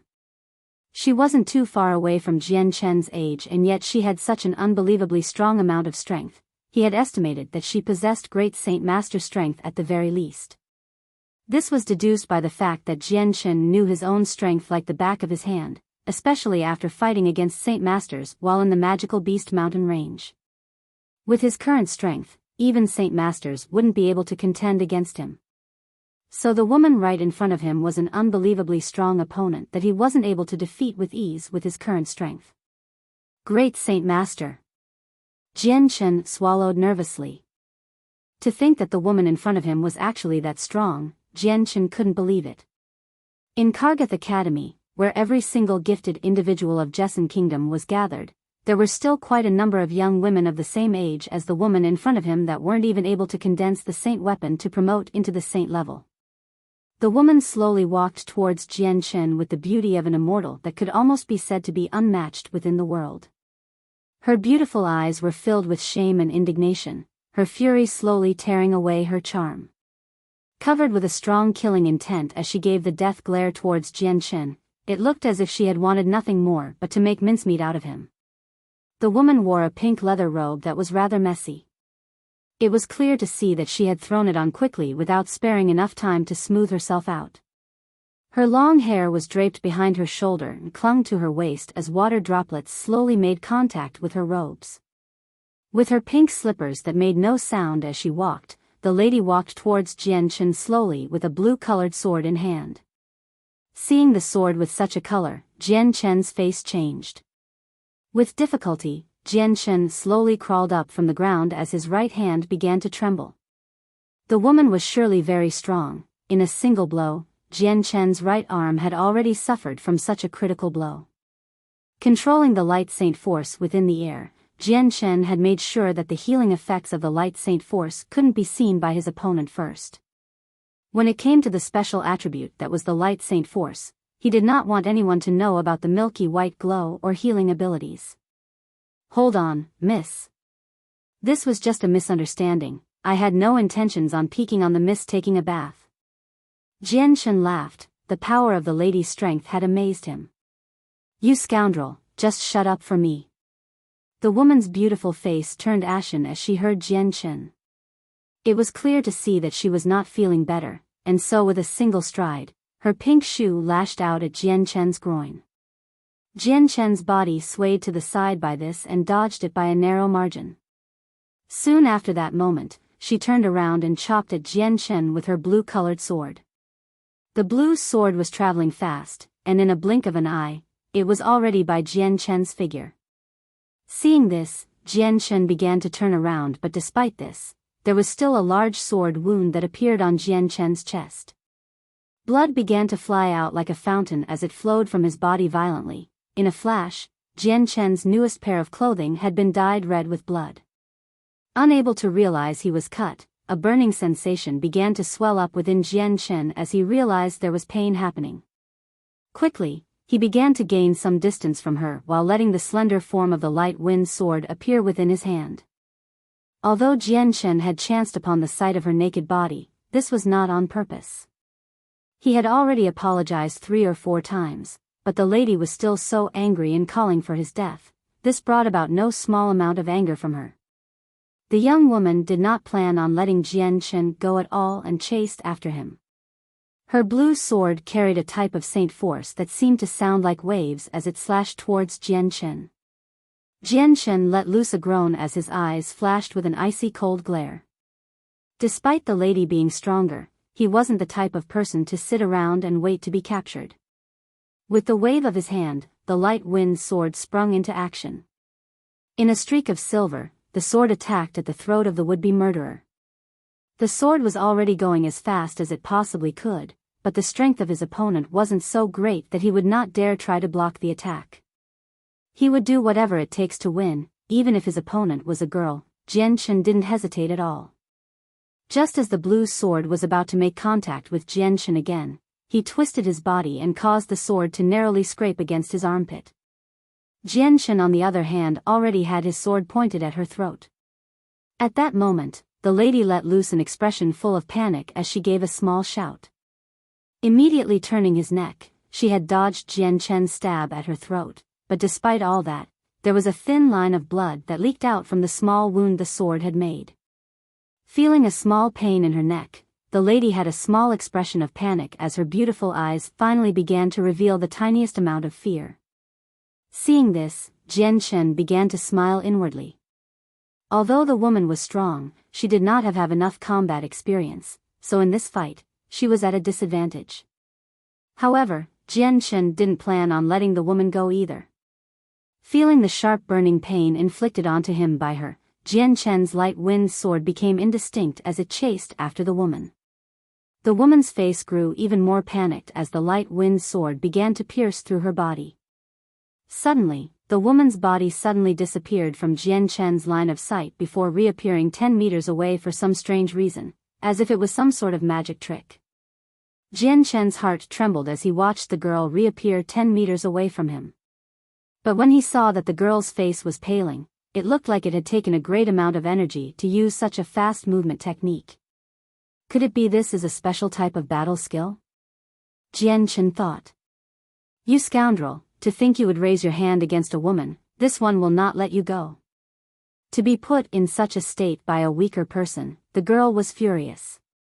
After yelling at Jianshen, the blue-colored sword in her hand began to glow brighter as all of the saint force within her surged out and pulsed around the sword. The woman raised her sword and yelled, "First form of the Imperial Water Arts, Water Dragon Strike." As she spoke, the concentrated amount of saint force within her sword took on the form of a dragon almost instantaneously before breaking away from the sword and charged at Jianshen. Jianshen's face changed the very moment he saw the blurry form of the dragon come out from the sword. When the dragon came into view, Jianshen had felt a strong sense of pressure, making him feel like he was carrying a 1,000-pound rock on his back. Just breathing was already a heavy task, let alone dodging. His face changed even more drastically as he realized his current situation. The only way to defend himself against this water dragon was to dodge, but he was incapable of doing so. He knew that the amount of Saint force within the water dragon was strong enough that he wouldn't be able to take it without it inflicting serious damage. Such a threatening person, don't blame me if I treat you badly. Jian Chen's eyes glinted dangerously as sword chi began to swirl around his sword once more. Once fully enveloped, the sword lifted off from Jian Chen's hands and shot towards the woman at such a speed that even the naked eye would have difficulty spotting it. When the woman saw the sword coming at her, the wound on her neck began to sting faintly. The lady grew pale with fright. The secret technique she had used to dodge Jian Chen's blow earlier had taken up a lot of energy as well as with the water dragon. Right now her internal Saint force was practically empty, so she wasn't able to dodge the sword. Desperately, she commanded the water dragon to come back and block the incoming sword. Immediately, the water dragon turned around and chased after the light wind sword. Opening up its giant jaw, it snapped at the light wind sword. However, the light wind sword was incomparably faster than the dragon. As the jaws of the water dragon snapped shut, it only tasted air as the sword was now just a meter away from the lady's neck. Outrageous, to have the audacity to raise a hand against the young miss. At this critical moment, a furious aged man came flying from the skies, shouting in a loud tone that echoed throughout the area. The figure of a large man flew out and stood in front of the woman, blocking the light wind sword. This was an elderly man around the age of, with a large build that seemed to have a height of 2 meters tall. He wore a white robe that had his hair trailing behind him with a jade ring holding it in place. His sharp eyes with matching white eyebrows had made him look like a very sharp individual. Seeing the light wind sword travel towards him, the elderly man couldn't help but have a look of disdain. With a sneer, he lifted his powerful-looking right arm into the air and caught the blade in between his 2 fingers. Despite the strong amount of sword chi, it had not damaged the elderly man at all. Right after, the elder waved his other arm at the incoming water dragon, causing it to stop suddenly. In the next moment, the water dragon started to dissipate before dispersing into the chi of the world. "Uncle Feng, help me kill him quickly." Seeing the arrival of the elderly man, the woman's face no longer had a look of terror. Instead, the lovely tone returned to her speech as she spoke angrily as if she was wronged by Jian Chen. The elderly man didn't pay attention to her. Instead, his eyes gazed at the light wind sword that was stopped by him with a small amount of astonishment. Tilting his head to look at Jian Chen, he said, "What is your name, and who is your master?" Chapter 98. Another heavy loss highlight above for title. "Uncle Feng, what nonsense are you spouting at him? Help me kill him." The girl cried out behind him with a furious glare in her eyes. Already, her eyes were tearing up from the thought that Jian Chen had seen her body in its full glory. Indeed, just thinking about how she was naked in front of Jian Chen had caused her to be angry beyond belief, causing her to also feel wronged. This was the first time since she was born that she was seen by a man like this, and it was by a stranger. For the conservative lady, this type of outcome was worse than death. Young miss, although your Uncle Feng is unwilling to help out, then let your Uncle Yun come help teach this daring bully a lesson." At that moment, another voice came into the clearing as another white-robed elderly man came into view. Appearing in front of Jian Chen, he waved his fist for a brief moment before striking at Jian Chen's chest. The elder's strength was unbelievably profound. In that one fist, Jian Chen didn't doubt that it was extremely strong. Immediately dodging towards the side, Jian Chen suddenly felt a large amount of pressure on his body. The pressure was so large that it felt as if his entire body was burdened with 1,000-pound weight, or even a mountain. Breathing was already a difficult task. His entire body felt like it was about to be crushed. Just at the moment when the pressure was at its heaviest, the azure and violet glow in his dantian began to flicker rapidly. However, while his dantian was undergoing such a state, Jian Chen himself did not notice. "Old man Yun, hold on a moment." The first elder named Uncle Feng by the lady cried out as his face changed rapidly. Unfortunately, he had spoken too late. The one named Uncle Yun looked at his fist as it struck Jian Chen's chest precisely. A mouthful of blood escaped his mouth as he felt his internal organs get damaged. The elder had smashed Jian Chen's chest hard enough to leave a dent in it. Not only did the elder break Jian Chen's bones where he was hit, but even his internal organs were just as heavily damaged.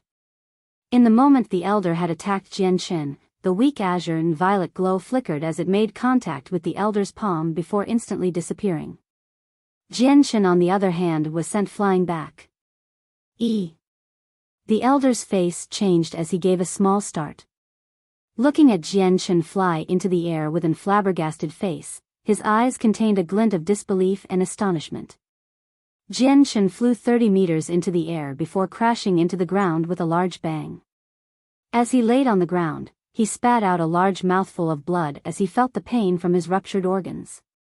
Already his face was as white as a sheet of paper from the lack of blood, even his face was lax. Seeing Jian Chen barely alive, the one named Uncle Yun started to blink slowly before opening his mouth to say, "Youngster, you have such a strong vitality if you can take one of my blows without dying. Fine then, today I will let you go." With that said, the one called Uncle Yun walked back towards the woman. I hope there won't be any more disturbances," the elder behind the woman said. The one called Uncle Feng waved his hand and sent the light wind sword stuck between his fingers back towards Jian Chen. As it made contact with him, it disappeared from sight. "Young miss, let us leave now," the one named Uncle Feng said loudly as a large flying magical beast descended, landing near the three. The woman's anger wasn't completely satisfied however. Turning her head back, she said, "Uncle Feng, that person isn't dead yet, that won't do. I want him dead today." She walked towards Jian Chen with her sword ready to strike. It was clear that she did not want Jian Chen to get away with seeing her bathe. "Young miss, don't make such trouble." Uncle Feng stood in front to block the girl from moving closer to Jian Chen. "Uncle Feng," the woman argued. She had still felt wrong to the point of tearing in the eyes, almost ready to cry at any moment. "Young miss, don't be so unruly. It's getting late, so we should get going now."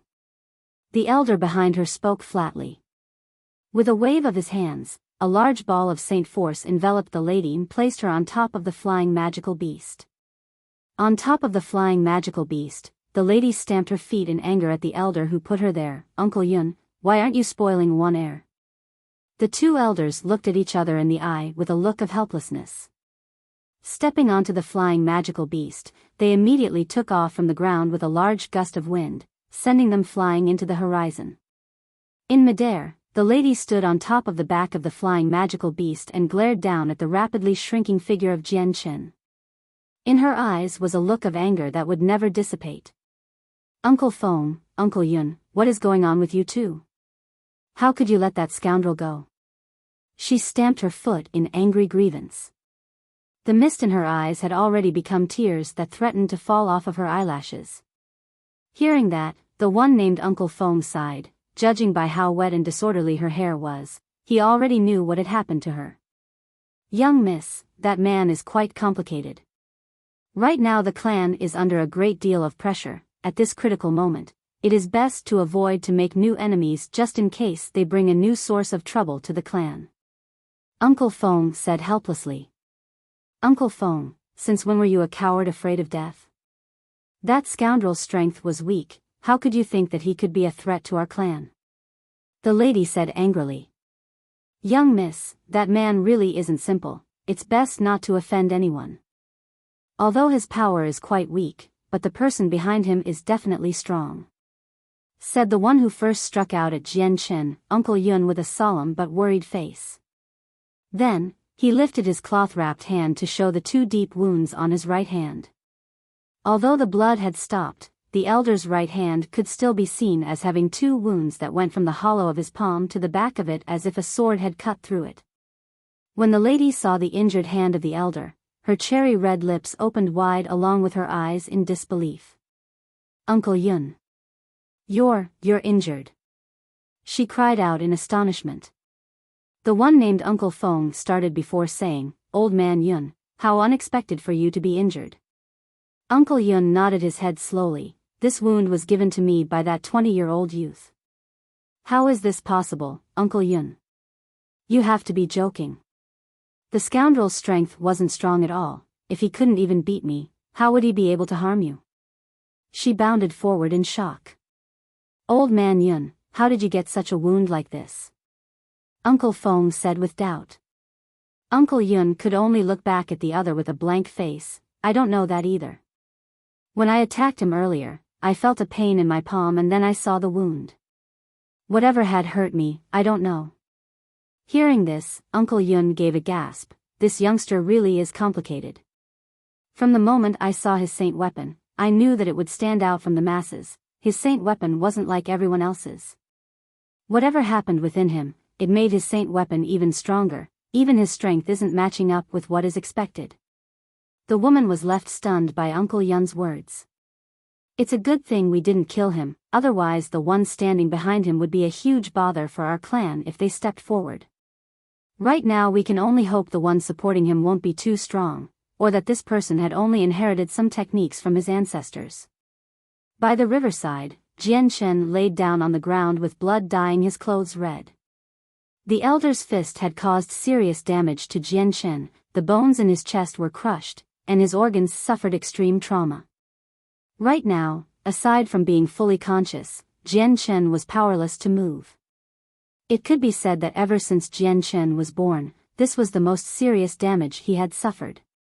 If it was not for the fact he had used a unique way to cultivate and had refined his body in ways that far outstripped others, the elder's hand would have sent him to a messy death. The light saint force from the world essence began to surge and condense towards Jian Shen. Quickly, Jian Shen was enveloped within the milky white glow and had it absorbed into every single pore of his body. With that, Jian Shen was beginning to recover at a very fast rate. Chapter 99. Returning to Wake City. The light saint force within the world essence gathered within Jian Shen and quickly began to heal him. However, Jian Shen's wounds were too serious, so even with the miraculous healing effects of the light saint force, it took a long time for Jian Shen to recover. Controlling the light saint force had taken up a lot of Jian Shen's spirit. After 4 hours, he had used up almost all of his spirit, causing him to stop. Right now, he was suffering from major blood loss as well as a dizzying headache. He was also very exhausted and desired sleep. It was almost as if he hadn't slept for 3 days and 3 nights and was almost unconscious. After healing himself for 4 hours, his inner body was healed by a little less than half his original strength. His inner organs had been treated by the light saint force, and although it wasn't completely healed, the injured parts had been regrown. All that was left was the fractured bones on his chest that were slightly more troublesome than his organs. Regarding the serious injuries on his chest, the fractured bones had already pierced into his flesh. So whenever Jian Shen moved even the tiniest bit, the wounds on his chest would make Jian Shen feel even more pain. The pain was so intense that the signals his brain was receiving were practically torturing it. Slowly reclining on the grass, he closed his eyes and slowly started to use the rest of his spirit to heal himself. However, Jian Shen had fortunately memorized the entirety of the contents of the Azulate Sword Law, the method of recuperation. With the recuperation method, he could slowly regain his spirit. Jian Shen laid there on the grass for a whole day and night. Without moving his body a single time, his eyes had remained closed for just as long. The time quickly passed by as the afternoon approached.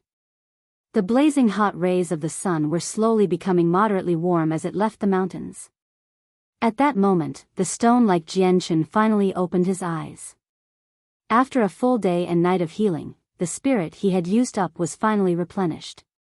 Seeing the color of the sky, Jian Shen didn't hesitate for a moment and began to gather the light saint force. Rapidly, he began to heal his chest once more. As the light saint force entered his chest, pieces of the fractured bones had begun to reattach themselves and heal. For another 4 hours without stopping, Jian Shen's spirit was finally used up once more. However, after 4 hours of healing, Jian Shen's chest was finally fully recovered.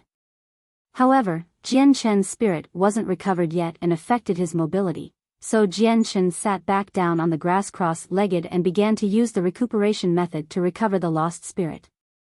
Although it wasn't too far from Wake City, but considering that the use of the Light Saint Force was far too conspicuous with its dazzling glow and that healing in Wake City was too inconvenient, no one would be able to detect the Light Saint Force except for Radiant Saint Masters. However, who would be able to guarantee that there was a Radiant Saint Master within the vicinity of Wake City? Radiant Saint Masters were rare within the Tianyuan continent, so many people would fail to find and invite one to help themselves. Jianshan thought that if he were to reveal his ability to use Light Saint Force like Radiant Saint Masters, then he would get no small amount of glory and would never have to worry about a shortage of monster cores.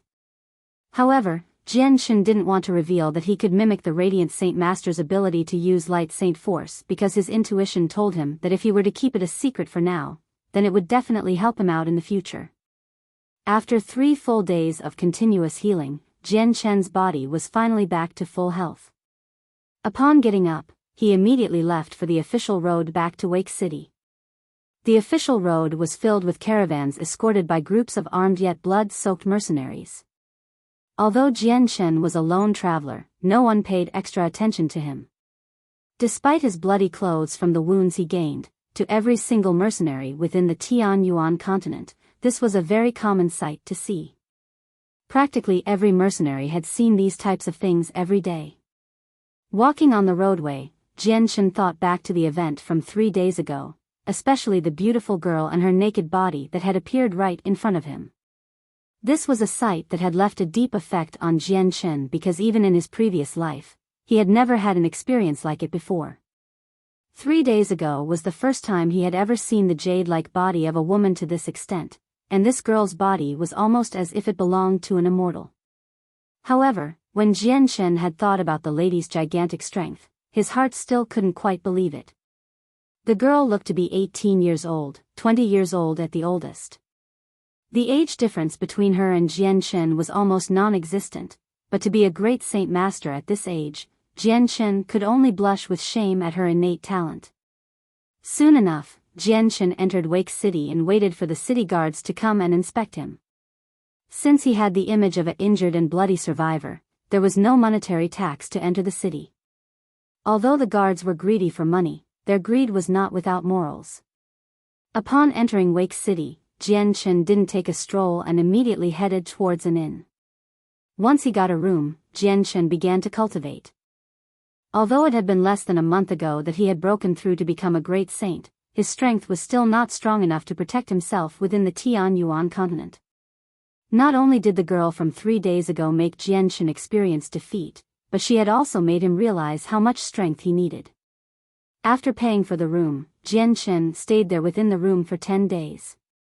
In those 10 days, Jianshan hadn't taken a single step out of his room and only used the monster cores in his possession to cultivate. Even for meals he had the inn waitress deliver it straight to his room. After the 10 days had passed, Jianshan's strength had made huge improvements. Already reaching the middle great saint tier, the saint force within himself was now much stronger than before. Even his saint weapon, the light wind sword, had been upgraded and became even harder than before. With 10 days of cultivation, the class 3 monster cores Jianshan had were all but gone, leaving Jianshan with 2 class 4 monster cores. Getting off the bed, Jianshan walked towards the window to look at the sky. Because he had spent so much time cultivating, he was no longer able to distinguish what time it was, and could only rely on the positioning of the sun to get an approximate time. Right outside, the sun was shining brightly without a cloud in the sky for miles. With the huge red flaming ball in the sky emitting strong heat rays, it signified the start of the afternoon. Right now, it should be time to deal with the silver-striped golden snake. I really look forward to the 10,000 immunity. Jianshan said as he observed the mass of people outside. Chapter 100, 10,000 Immunity. 1. Jianshan left the inn and went to the fair to buy a few dozen gourds to store water, as well as a cask large enough to fit a person in it. He also replenished his nearly exhausted supply of essentials for everyday life, as well as for living in the wilderness. Another 20 or so pairs of coarse clothing was purchased as well. After storing all of these within his space belt, Jianchen directly left Wake City and headed toward the wilderness. Jianchen arrived at a deserted grove and looked around. After confirming there were no people present, he removed a space ring from his space belt and retrieved the silver-striped golden snake from the ring. He then removed the dozens of gourds he had just purchased one by one and neatly placed them on the ground. Jianchen's heart uncontrollably leapt up to his throat when he saw the arm-thick and nearly 80-meter-long silver-striped golden snake in front of him. A feeling of excitement involuntarily arose from within his heart. After staring at the silver-striped golden snake for a while, Jianchen took a deep breath to gradually calm himself down. Afterwards, he slowly walked up to the snake, his light wind sword materializing in his hand. Pooh! Jianchen pierced his sword straight into the snake's scarred 7-inch area. Immediately afterwards, fresh red blood gushed out. Without any hesitation, Jianchen opened one of the gourds as fast as lightning, and placed the opening about as large as a child's fist underneath the snake's body.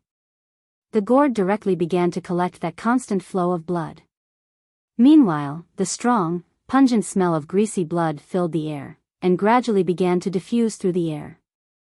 Smelling that continuously diffusing, strong and stinging smell of greasy blood, Jianchen knit his brows and murmured, "This silver-striped golden snake is indeed worthy of being called a rare and unique beast.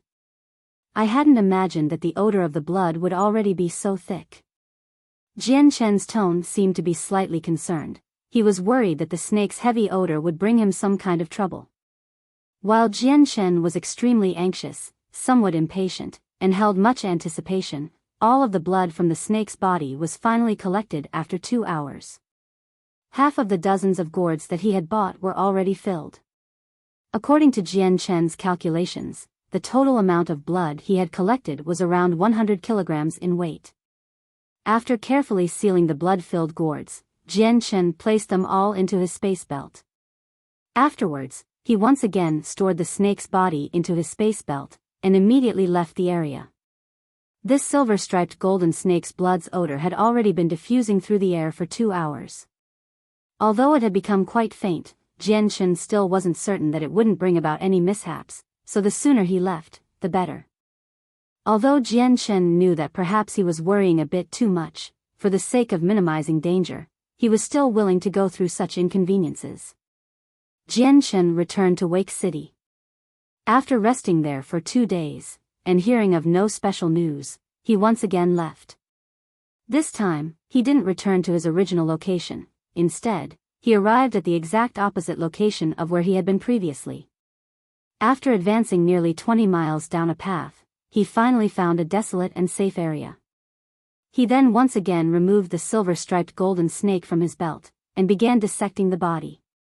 Although he could have dissected the body within the city, the silver-striped golden snake was, after all, not a normal magical beast.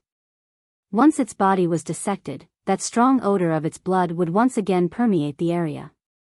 Such a unique scent of blood would definitely attract quite a few experts to investigate. With Jianchen's current level of strength, he was still unable to go up against the many experts located in Wake City. The dissection of the body went smoothly.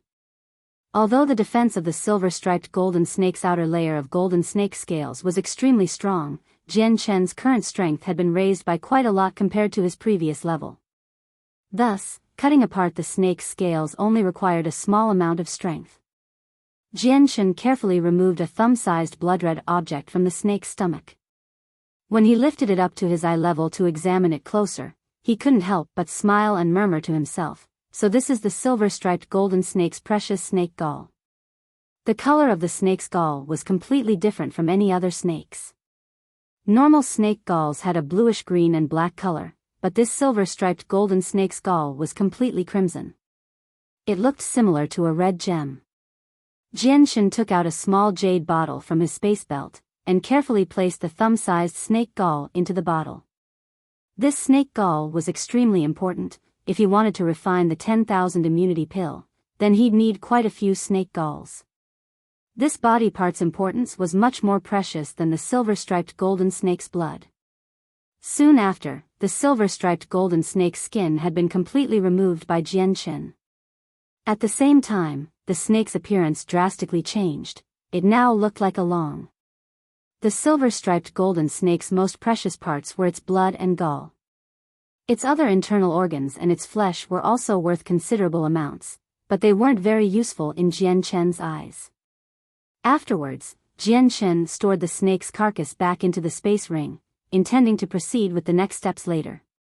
After finishing up the silver-striped golden snake matter, Jian Chen looked around his surroundings. He hesitated for a bit, and looked indecisive as he seemed to stand there and contemplate for a moment. Finally, Jian Chen bit down and retrieved the large cask that he had prepared earlier, and lightly placed it on the ground. He then continued to retrieve all the blood-filled gourds, and proceed to empty them into the cask. Jian Chen now planned to refine the 10,000 immunity. This was because the silver-striped golden snake's blood had too strong of an odor, making it impossible for him to refine it in a city filled with people. Soon after, all the blood within the gourds had been poured into the large cask, the nearly 100 kilograms worth of blood filling majority of the person-tall cask. Now the strong, stinging smell of blood was emitted from the cask, and circled around the air for a long time without dispersing. Such a large amount of blood collected together made the smell even more dense, and it assaulted Jian Chen's sense of smell, making him almost unable to breathe. Some special magical beast's blood was completely different from a normal magical beast's. The silver-striped golden snake was an example of this. When Jian Chen had drunk the snake's blood to detoxify himself, Jian Chen had completely ignored its extremely greasy smell since he had been completely focused on curing himself. Thus, he hadn't noticed the snake's blood had had such an intolerable heavy odor back then. Chapter 101, 10,000 Immunity, 2, Put On. Jian Chen stripped off all of his clothes, and jumped straight into the blood-filled cask. At the same time, he retrieved the snake gall from within the jade bottle, and directly swallowed it. Not long after the gall entered his stomach, Jian Chen immediately felt a surge of activity from his 5 senses within his body. His stomach began to grumble loudly against his will, as if he was currently having diarrhea. Jian Chen sat cross-legged within the cask. The blood in the cask submerged everything up to his neck, leaving only his head exposed outside. Feeling the ice-cold air emitted from the blood, Jian Chen gradually relaxed. He closed his eyes, and began to absorb the unique genes from within the blood, following the procedure he had read in books. It was because of the existence of these unique elements within the silver-striped golden snake's blood that gave the blood its ability to detoxify poison. According to the books, one must absorb all of these unique elements within the body, and then fuse them into their own blood in order to gain an unpoisonable body. The blood would support the body, and grant one's flesh an overpowering ability to resist poisons. The ability was so powerful that one could even become completely immune to poisons. Once the silver-striped golden snake's blood was used to refine the 10,000 immunity, one would be entirely immune to any poisons weaker than the silver-striped golden snake's. One would even gain the effect of being able to strongly resist poisons at the same level as the silver-striped golden snakes, although one cannot be immune to it. Thus, the amount of danger the poison would be able to inflict would be drastically decreased, or the spread of the poison would be greatly deterred. Although the 10,000 immunity wasn't immune to all the poisons that existed, it was enough to make Jian Chen excited. After all, the silver-striped golden snake's poison had widespread fame on the Tianyuan continent. There were just a handful of poisons more potent than the silver-striped golden snakes. Moreover, such poisons were extremely uncommon, and were as rare to see as the silver-striped golden snake itself. Jian Chen sat cross-legged in the cask with his eyes tightly shut. His stomach continued to loudly grumble extremely loudly. If anyone was standing next to Jian Chen, they would be able to clearly hear the sound. Within Jian Chen's stomach was something similar to a roaring sea. It was very stormy. At the same time, an extremely nauseating feeling arose from Jian Chen's heart, and Jian Chen could barely stop himself from vomiting. I guess the snake's gall bladder is being dissolved, the bile inside is leaking out. Jian Chen resisted the nausea with great difficulty. He inwardly recalled that the books had stated if one wanted to refine the 10,000 immunity, aside from blood, the most important part was the gallbladder. Both the gallbladder and the blood were essential components, because the blood's poison-resistant special elements could only be absorbed into one's body by being drawn in by the gallbladder. These poison-resistant elements weren't like world essence that could be absorbed whenever one wanted to. If one didn't have the appropriate object to draw them in, then even if one had the blood, they wouldn't be able to absorb the elements. Although directly drinking the fresh blood could also detoxify the poison, this could only temporarily address the issue. Not long after, a simple trip to the toilet would drain the consumed blood. There was no way one could even think the way to obtaining an unpoisonable body would be like that.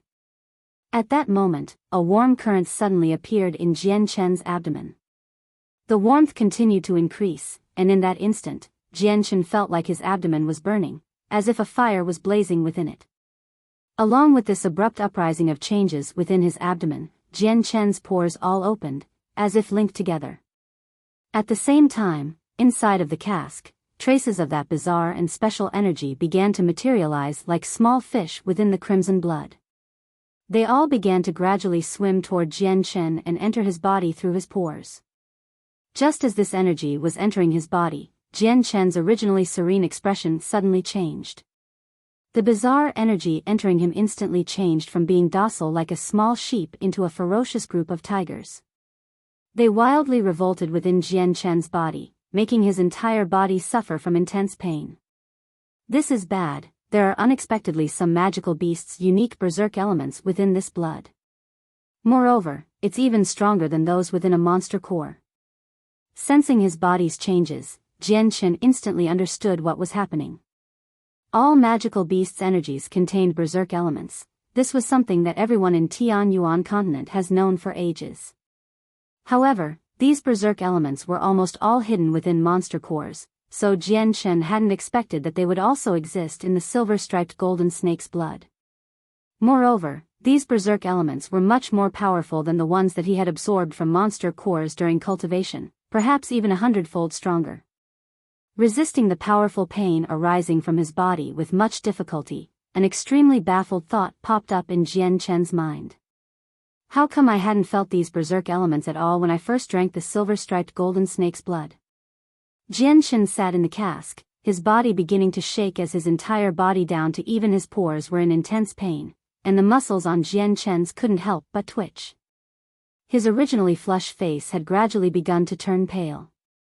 The traces of the bizarre and special energy within the snake's blood seemed to be attracted by something, and continuously rushed into Jian Chen's pores. As the amount of energy in his body continued to increase, the berserk elements contained within also increased, and became more and more powerful. The pain brought forth onto his body by these berserk elements made Jian Chen sweat profusely. However, he clenched his teeth and fists tightly, and continued to resist it. At that moment, the azure and violet glows in Jian Chen's dantian suddenly emitted faint light rays. Meanwhile, the fierce pain Jian Chen was feeling suddenly disappeared without a trace. The berserk elements absorbed by him that had accompanied the bizarre energy within the blood seemed to have been attracted by some strange force. As soon as they entered Jian Chen's body, they immediately began to fly towards the azure and violet glows in his dantian. For a while, Jian Chen was a bit at loss at the sudden changes. However, he soon realized what had happened, and immediately sighed in relief. He knew that every time he absorbed energy from monster cores, the berserk elements contained would also be ingested by the azure and violet glows in his dantian. Therefore, there was nothing strange about what had just happened. Without the torment of the berserk elements, Jian Chen's previously pained expression immediately loosened. However, he still didn't relax from this, and immediately surveyed the current situation his inner body was in. The only thing he could sense was the special elements. The berserk elements within the snake's blood had been completely absorbed by the azure and violet glows in his dantian upon entering his body. There were only some harmless special elements remaining, and they were gradually gathering in the direction of where the snake's gallbladder was. Eventually, they completely surrounded the gallbladder. The absorption of these special elements was extremely slow. Jian Chen stayed in the cask for an entire day and night before he was finally able to finish absorbing all of the special elements in the blood. Currently, the snake's gallbladder in Jian Chen's stomach had already gathered all of the special elements, and formed a thick layer. After a day and night of absorbing all of the elements within the blood in the cask not only lost all of its color and luster, even the intolerable smell of it had disappeared without a trace. Right now, there was only one step remaining until Jian Chen could refine the 10,000 immunity. This step was also the most important one. Whether or not he would be successful completely depended on this step.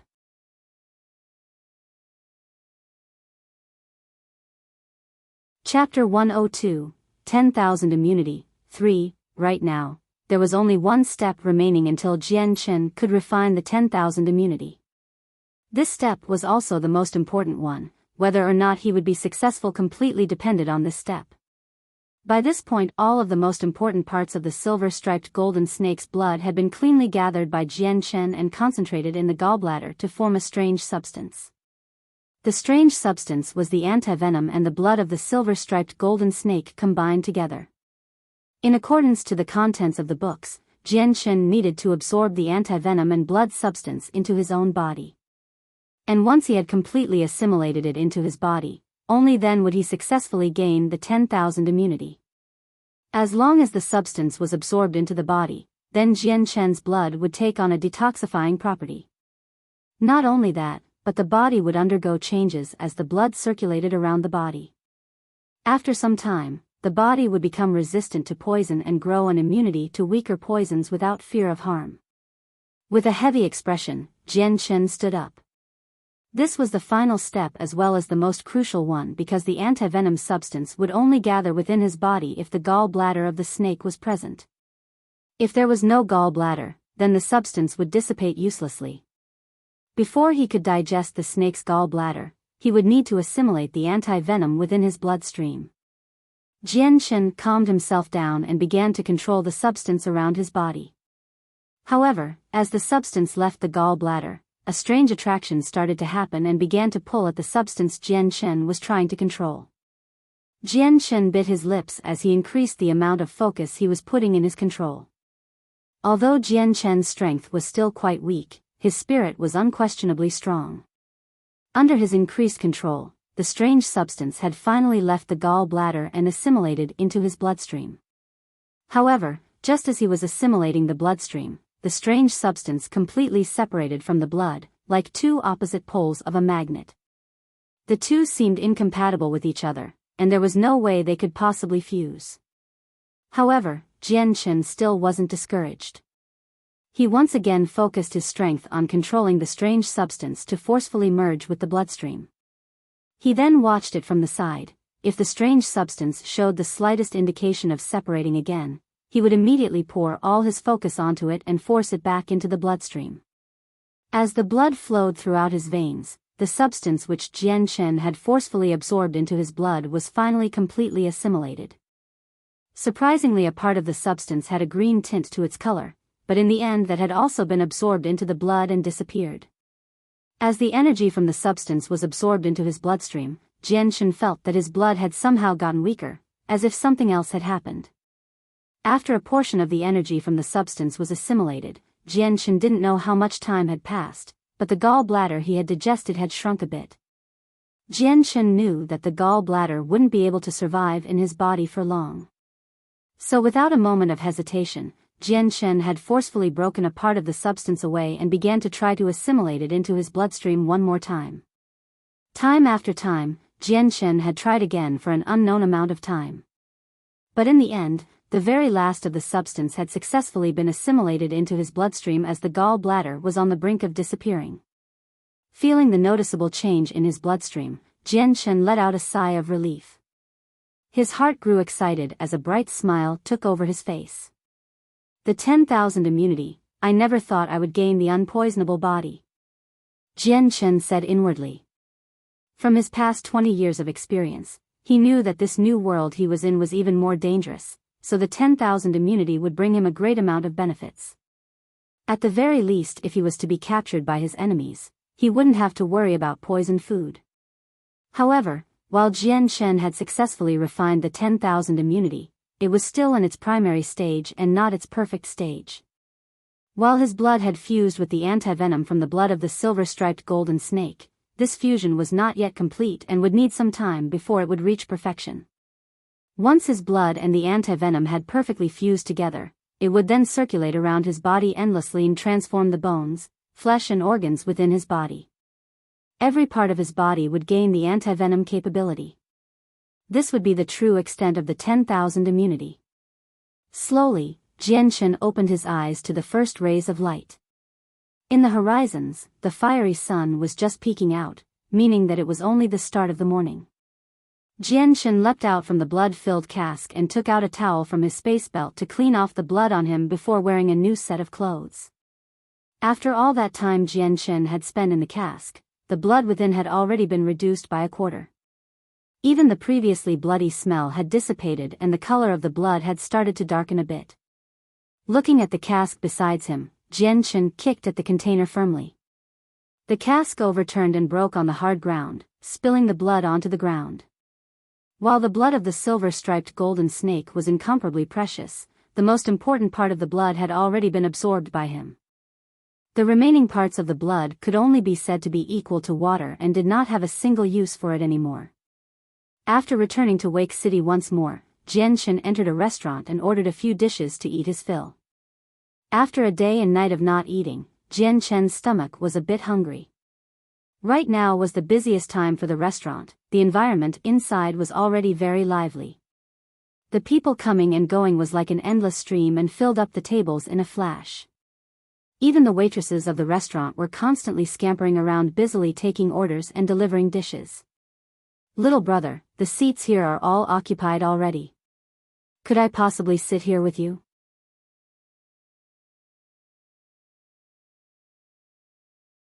Chapter 103, Flame Mercenaries. Highlight above for title, Little Brother, the seats here are all occupied already. Could I possibly sit here with you? At that moment, a deep-sounding voice came from behind Jianshen. Turning his head to look at the source, Jianshen saw a middle-aged man with a big smile on his face. He stood across on the opposite side of Jianshen and stared at him with a good-natured look. The middle-aged man looked to be around 40 years old and wore a cyan-colored robe. However, to Jianshen's sharp eyes, this robe was made of coarse material and so was categorized as a cheap cloth. With his short black hair, there was nothing about him that stood out. Even his good-natured smile wasn't a fake one. Jianshen nodded his head with a smile. "Since the restaurant has suddenly filled up, I can't possibly use up all this room by myself. Come and sit with me." "Then, many thanks, little brother." The other man laughed as he cupped his hands together.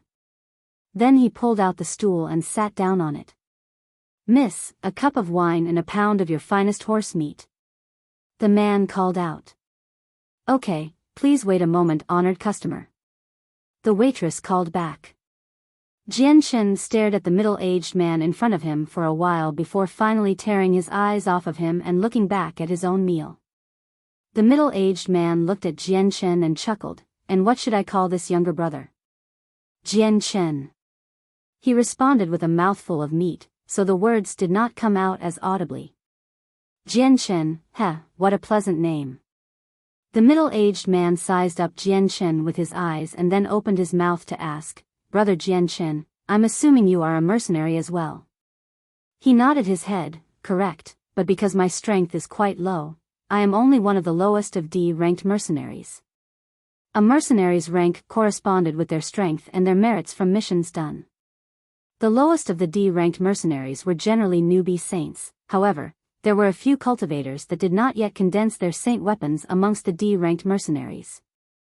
Even though the middle-aged man looked to be quite well-natured, Jianshen didn't dare to reveal his precise strength to him. The man laughed with no ill intentions. "Little brother, you can't be any older than 20 years old. Once you've successfully condensed your saint force into a saint weapon, then your potential will be unlimited." The man's words were sincere, but after he spoke, he gave a long sigh. Thinking back, I was 25 years old when I first condensed my saint weapon and broke through to become a saint. To think little brother here is only 20 years old and is a saint. I don't think it'll be too far off until there will be another gifted Earth Saint Master in the future. When the 3 words Earth Saint Master were said, the man's face had looked almost expectant. Hearing that, Jianshan couldn't help but look at the middle-aged man once more. While he had a better impression of this man, it was still nothing more than just that. Condensing a saint weapon at the age of 25 could be said to be quite mediocre within the Tianyuan continent. This type of person would be limited to being a great saint master at the best, and without coming across an opportunity, they would never be able to break through to become an Earth Saint Master.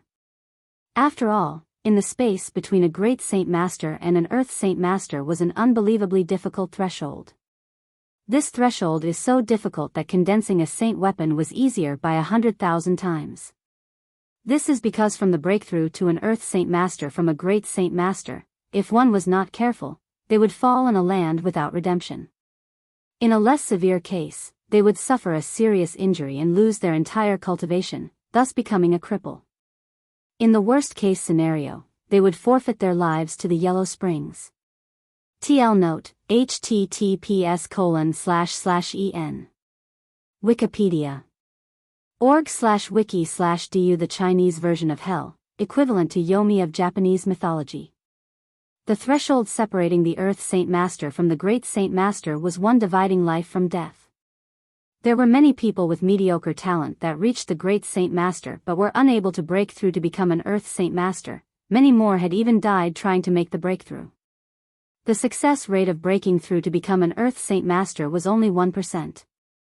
Regarding this bit of information, Jianshan had known about it. Whether or not it was in the Kargath Library or the Changyang Mansion Library, Jianshan had read about it. Little brother, I am guessing you haven't joined a mercenary group yet. The middle-aged man asked Jianshan with a small smile. Hearing this, Jianshan's heart jumped as he realized what the man was about to say, but he nodded his head in response. That is correct. Little brother, why don't you join my flame mercenaries? Although the amount of people within our group isn't large, the mercenaries in here are quite good-natured. He said eagerly. Jianshan became silent as he listened to the man. He had never thought about joining a mercenary group before, since in his mind, joining a mercenary group was only a burden that would limit his free-roaming spirit. It would also bring his cultivation rate to a standstill since the only way he could cultivate rapidly was to use monster cores. Monster cores were absolutely necessary, and so the amount needed was also enormous. If he were to go into the magical beast mountain range by himself, the profits he earned would naturally be his and keep up with his consumption rate. However, if he were to join the mercenary group, it would be easier to kill magical beasts at the cost of splitting up the amount of monster cores with the entire group, which would be a problem. If Jianshan were to join a mercenary group, he needed to go solo. Otherwise, the monster core distribution would be given to other people as well. Seeing Jianshan's silence, the middle-aged man didn't give up. Brother Jianshan, my flame mercenaries is only a small-sized group that doesn't restrict the actions of anyone like they do in the larger groups. With so many different types of rules and restrictions that makes one's head want to explode, our group is not like that. Joining my mercenary group is merely helping the group have an easier way to earn money. You must know that the magical beast mountain range is a profitable way of earning money and that monster cores sell for a high price while helping us cultivate our saint force, which is extremely essential. Even the parts of a magical beast can be sold for a high price to any of the restaurants. As our numbers increase, then so does our strength. Even if we come across a high-leveled magical beast, we would be able to kill it. Just think. If we are able to kill a high-leveled magical beast, imagine how large our profits would be. Even your heart would consider this, I bet. The man stopped momentarily to breath before continuing. If you are by yourself, even if you can deal with a few low-leveled magical beasts, then it would not sell for much money, I'm sure. Even if you spend so much energy killing it, the amount of money earned would not even cover your healing costs. And if you come across an ambush from a few high-leveled magical beasts, how long do you think a single person could run away from a dozen high-leveled magical beasts? This is definitely impossible, and in the end, that person would only be throwing his life away. Seeing how Jianshan was still silent, the man gave it another try. Brother Jianshan, if it's concerning the matter of distribution of benefits, you don't have to worry. While our flame mercenaries was recently established a few years ago, the brothers within the group are made of steel who care for the bonds of friendship over the metal of money. In the case that our group has a profit, then no matter if you worked hard or not, the group will not treat you unfairly.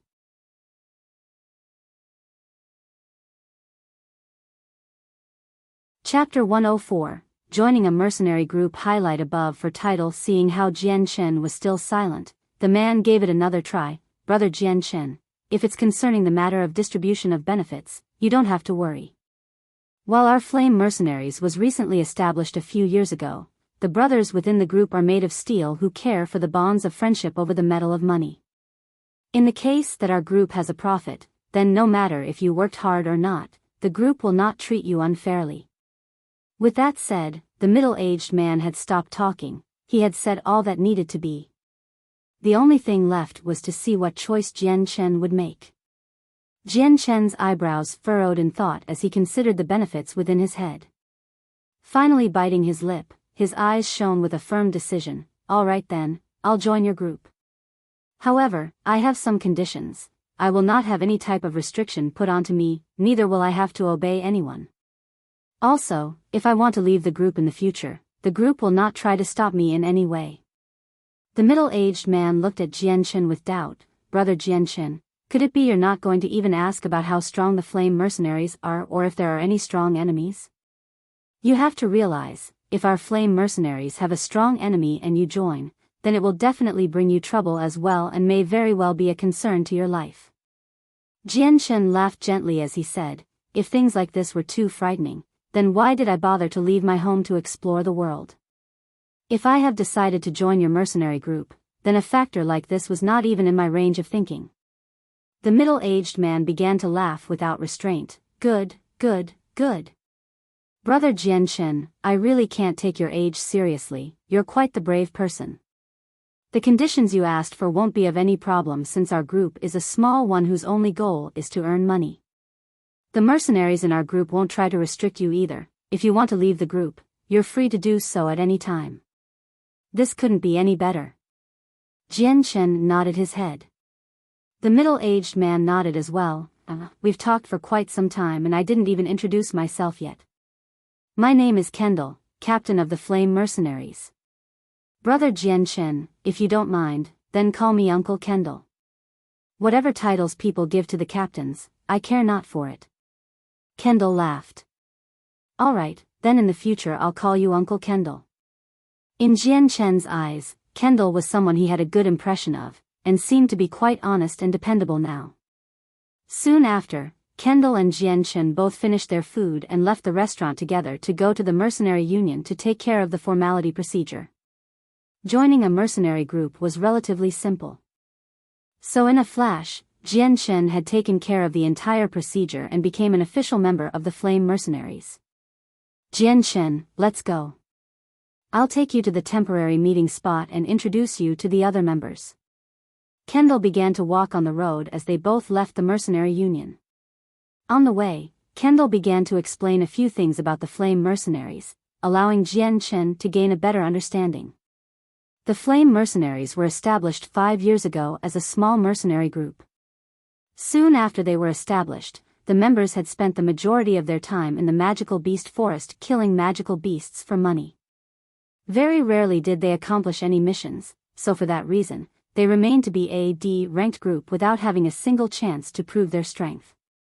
Including Kendall, there were 9 other members within the group, so including Jian Chen, the Flame Mercenaries now had 10 members in total. According to Kendall, in those 8 members, aside from himself being at the primary Saint Master stage, 5 members were at the Great Saint stage while the remaining 3 were only at the Saint level. After he said that, Kendall slapped his forehead as he turned to Jian Chen with a smile. That's right, brother Jian Chen, I still don't know what type of strength you possess right now. Although Kendall's heart could only guess that Jian Chen was only at the Saint level due to his young age, but this was only a guess. Until he got a straight answer from Jian Chen, he didn't dare to make a rash conclusion.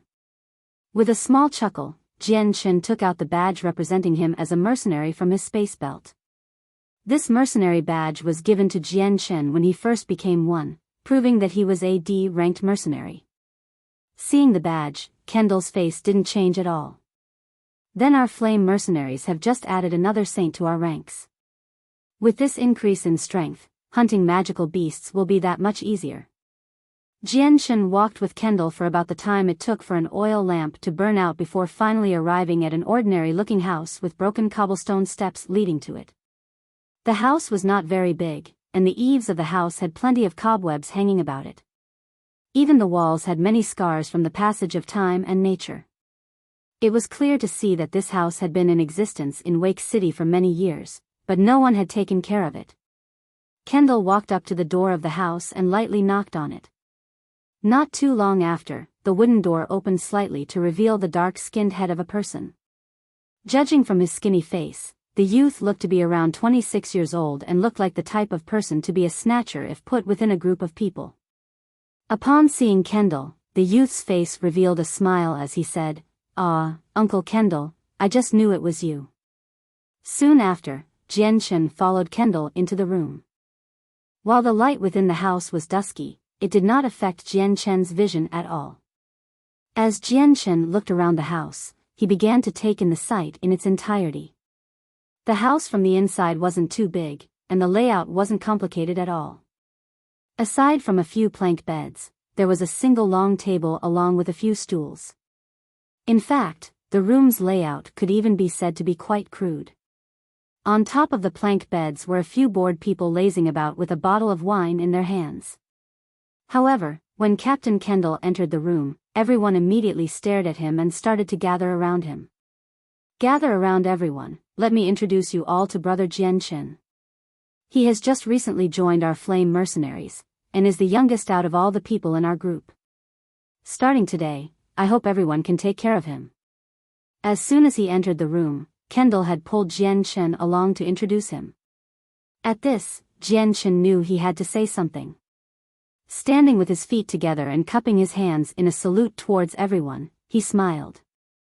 "I am a newcomer here, I hope that everyone will help keep an eye on me."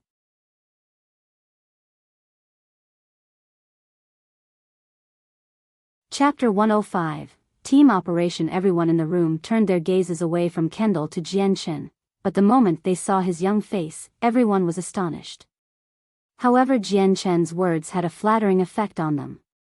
He needed to make a good impression since first impressions were very important when meeting new people. "Brother Jianshen, your name is Jianshen, right? Come and sit down quickly.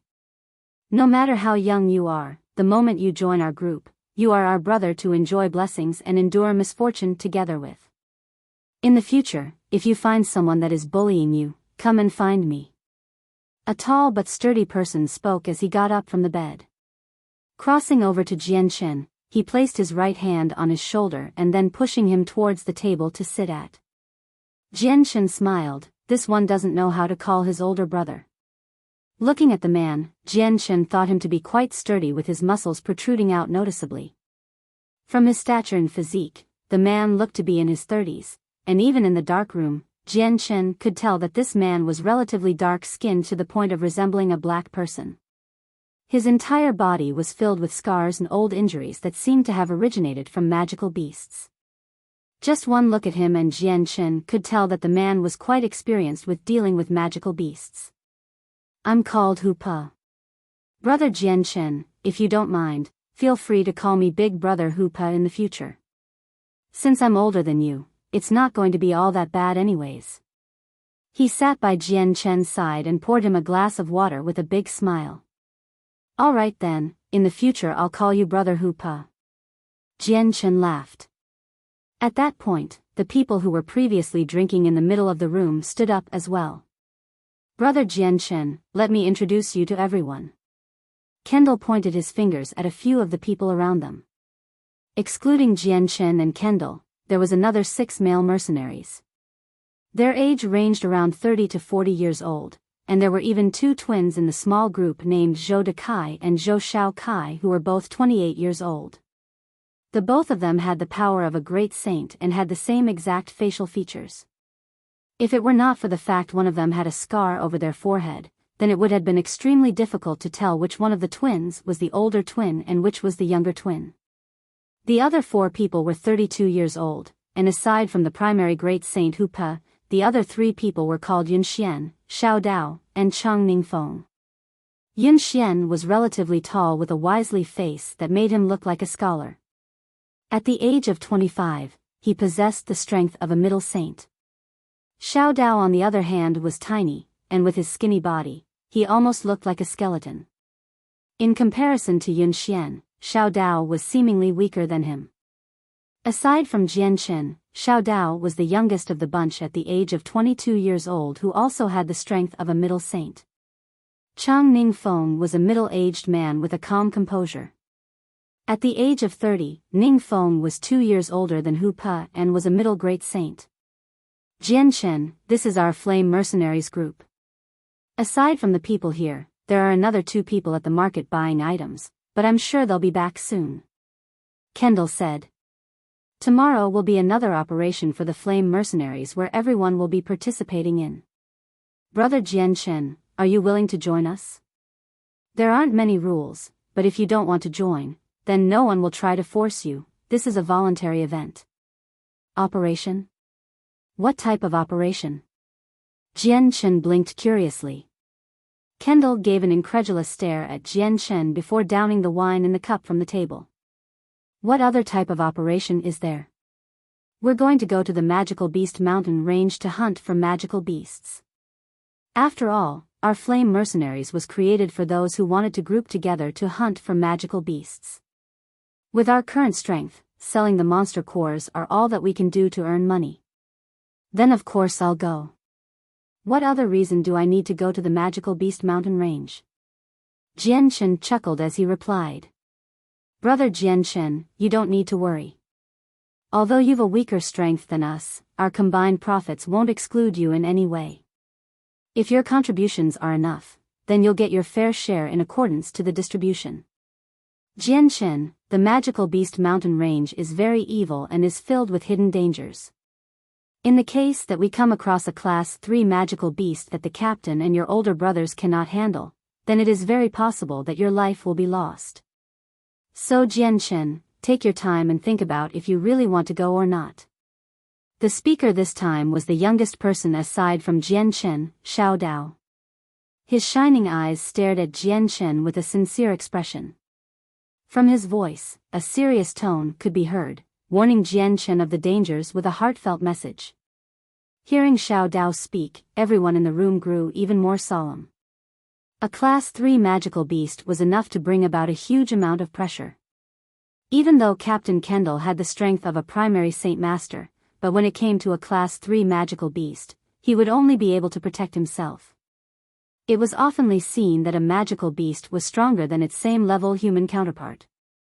On the Tianyuan continent, if one wanted to go hunt for magical beasts at the same level as them, they wouldn't stand a chance against the strong magical beasts without a strong cultivation or battle skill. This was practically an impossible task unless one had an attributed saint force. Otherwise, it was better to run away to preserve your own life. And even though Captain Kendall was a primary Saint Master, his Saint Force didn't have an attribute, so his attacks would be far weaker than those with an attribute. Against a regular Class 3 magical beast, while he could fight it, it was only to protect himself. If he were to come across a stronger or faster Class 3 magical beast, then even Captain Kendall would be hard-pressed to escape with his life and most likely end up as a type of cuisine for the magical beasts to enjoy. But no one in the room would have expected at the moment Jian Chen heard the words Class 3 magical beast, there would be disdain in his eyes.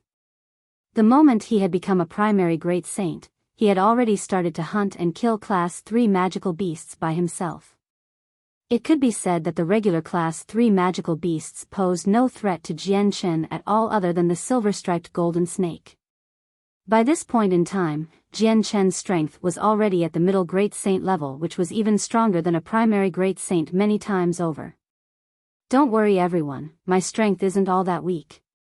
After going to the Magical Beast Mountain range once in the past, I've learned many things in there.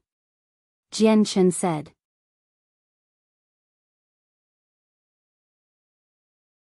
Chapter 106, The Peculiar Dantian. Following that, Jian Chen and the Flame Mercenaries began to talk about the many interesting things they had heard about while traveling through the Tianyuan continent. As they talked, Jian Shen and the flame mercenaries had subconsciously grown closer and became friendlier. But what was worth mentioning was that every single one of the members of the flame mercenaries were straightforward with their words, Captain Kendall included. All of them were quite emotional, and even though Jian Shen had revealed that he was a D-ranked mercenary, not a single one of them had held him in contempt or treated him badly.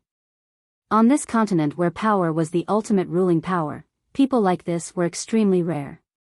And thus, Jian Shen's impression of the flame mercenaries had grown quickly. Unaware of the passage of time, the afternoon glow quickly came in as a knock on the door alerted everyone on the inside of visitors. That's definitely Kobolds who is knocking. Hearing the knock, Xiao Dao revealed a happy smile as he went to open the door.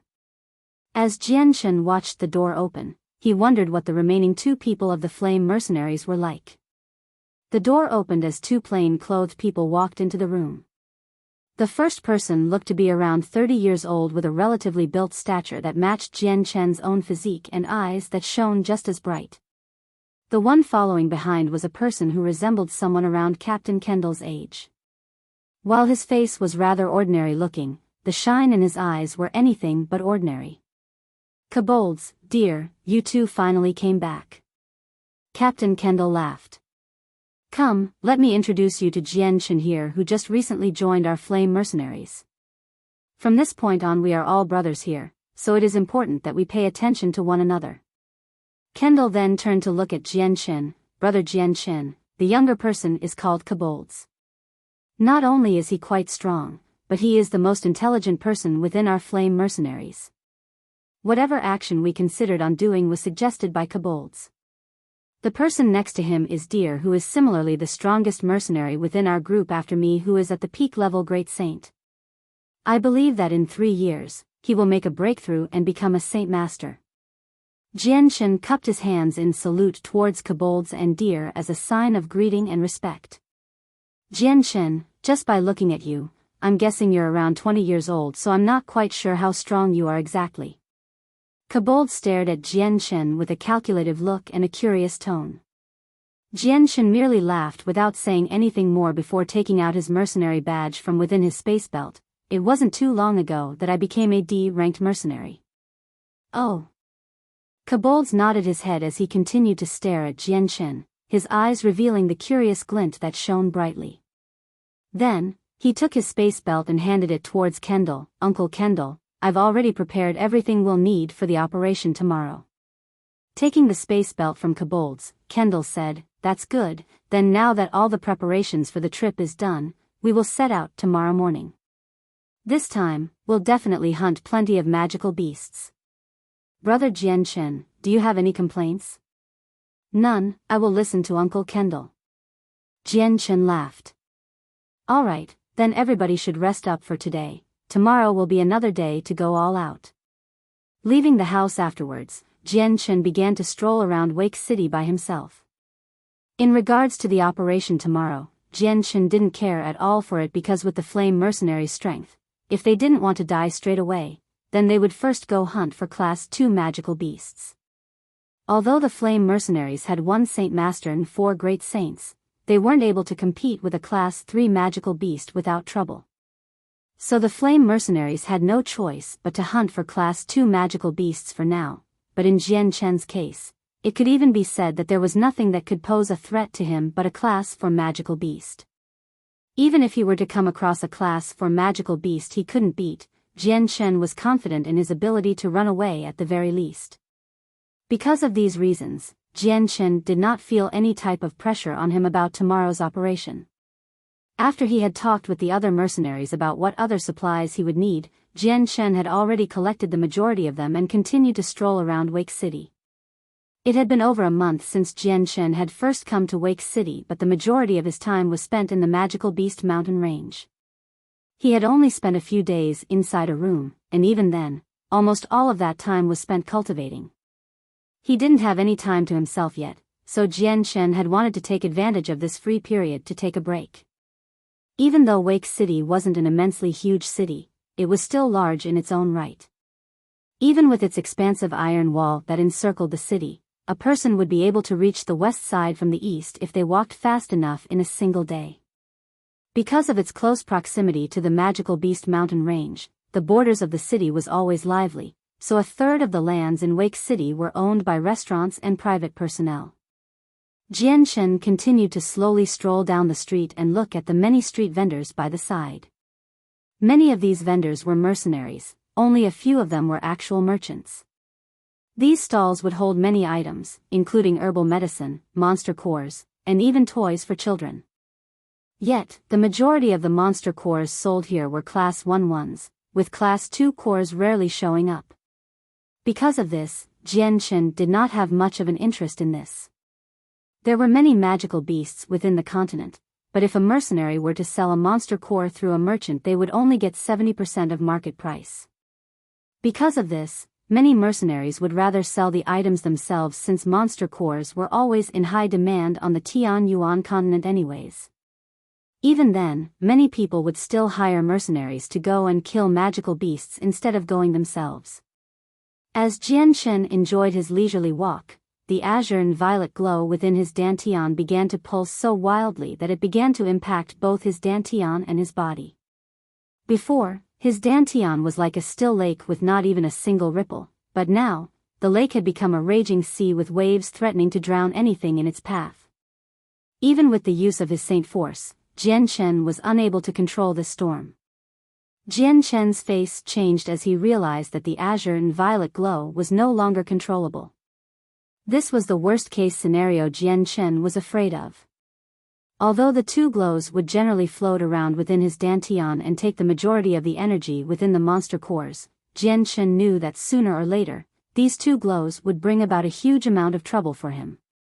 And it seems that today was finally the day that the azure and violet glow would no longer stay peacefully within him.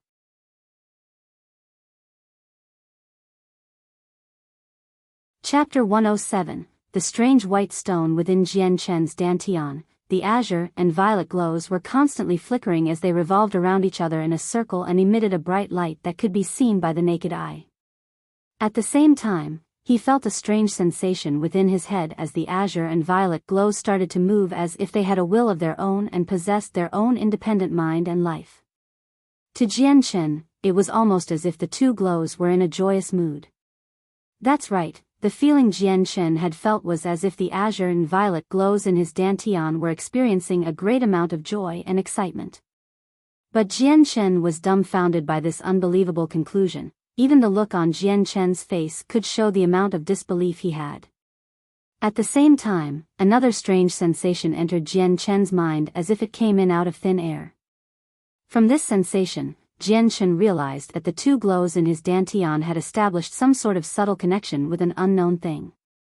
It was akin to a spiritual connection, but simultaneously, it also felt as if something was being locked away.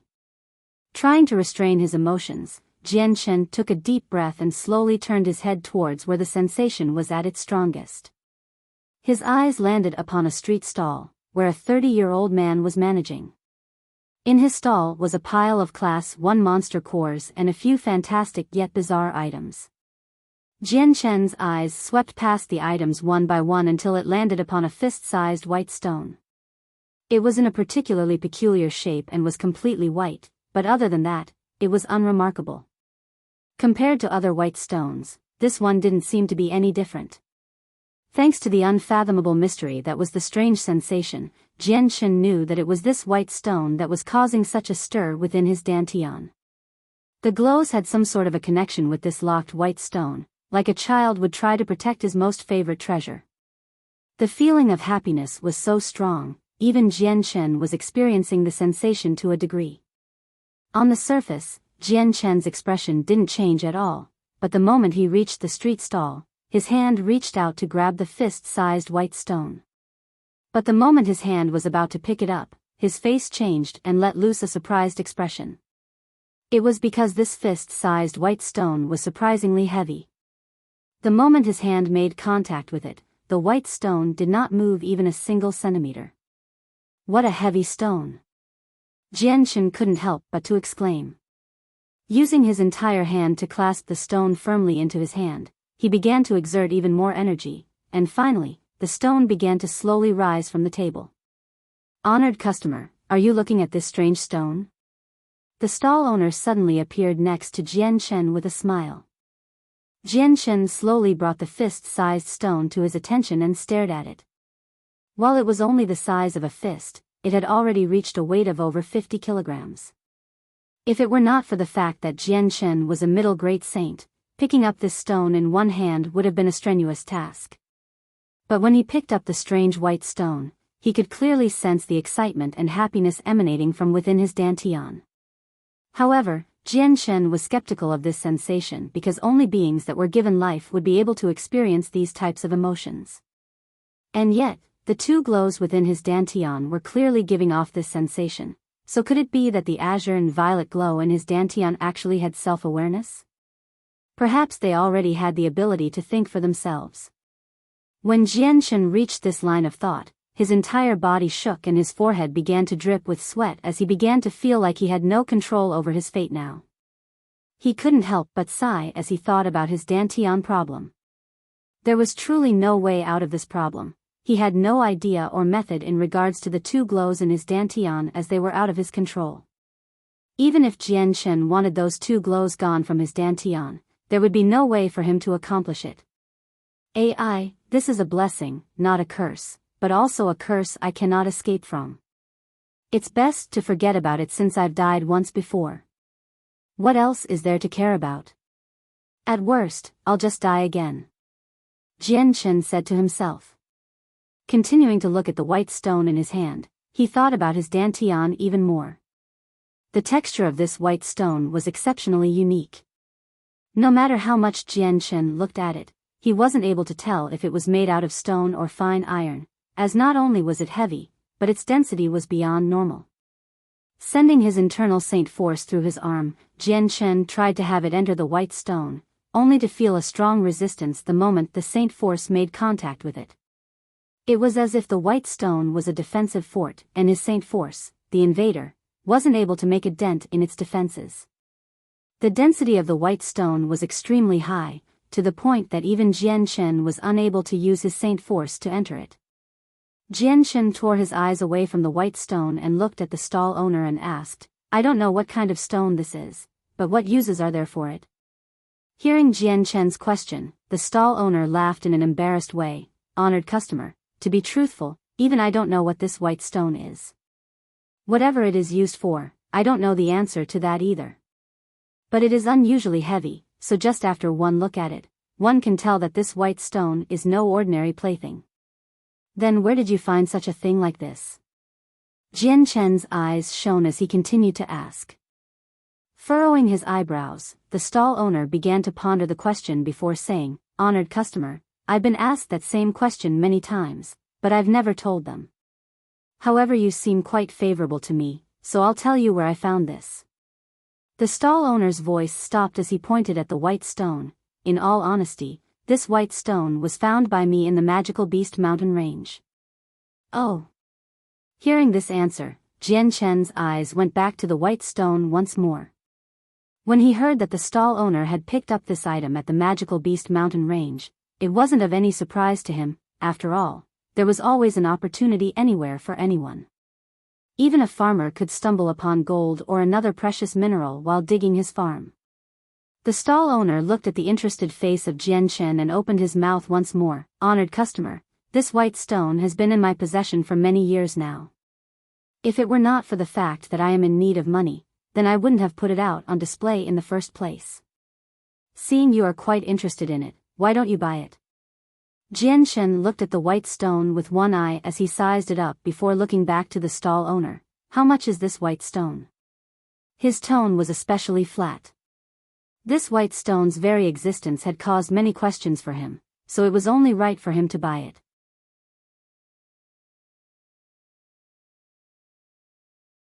Chapter 108, How much is it?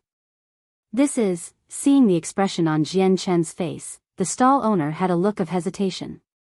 Although he knew that this white stone was not an ordinary item by any means, he still didn't know what use it had. In order to understand the history behind this white stone, he had dove into multiple books about ancient treasures, but found nothing.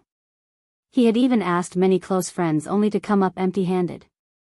So after thinking it over, he had finally set a concrete price for this white stone. It was a shame that on this Tianyuan continent, there weren't many people that knew about this strange white stone, nor did anyone ever show this much curiosity toward it.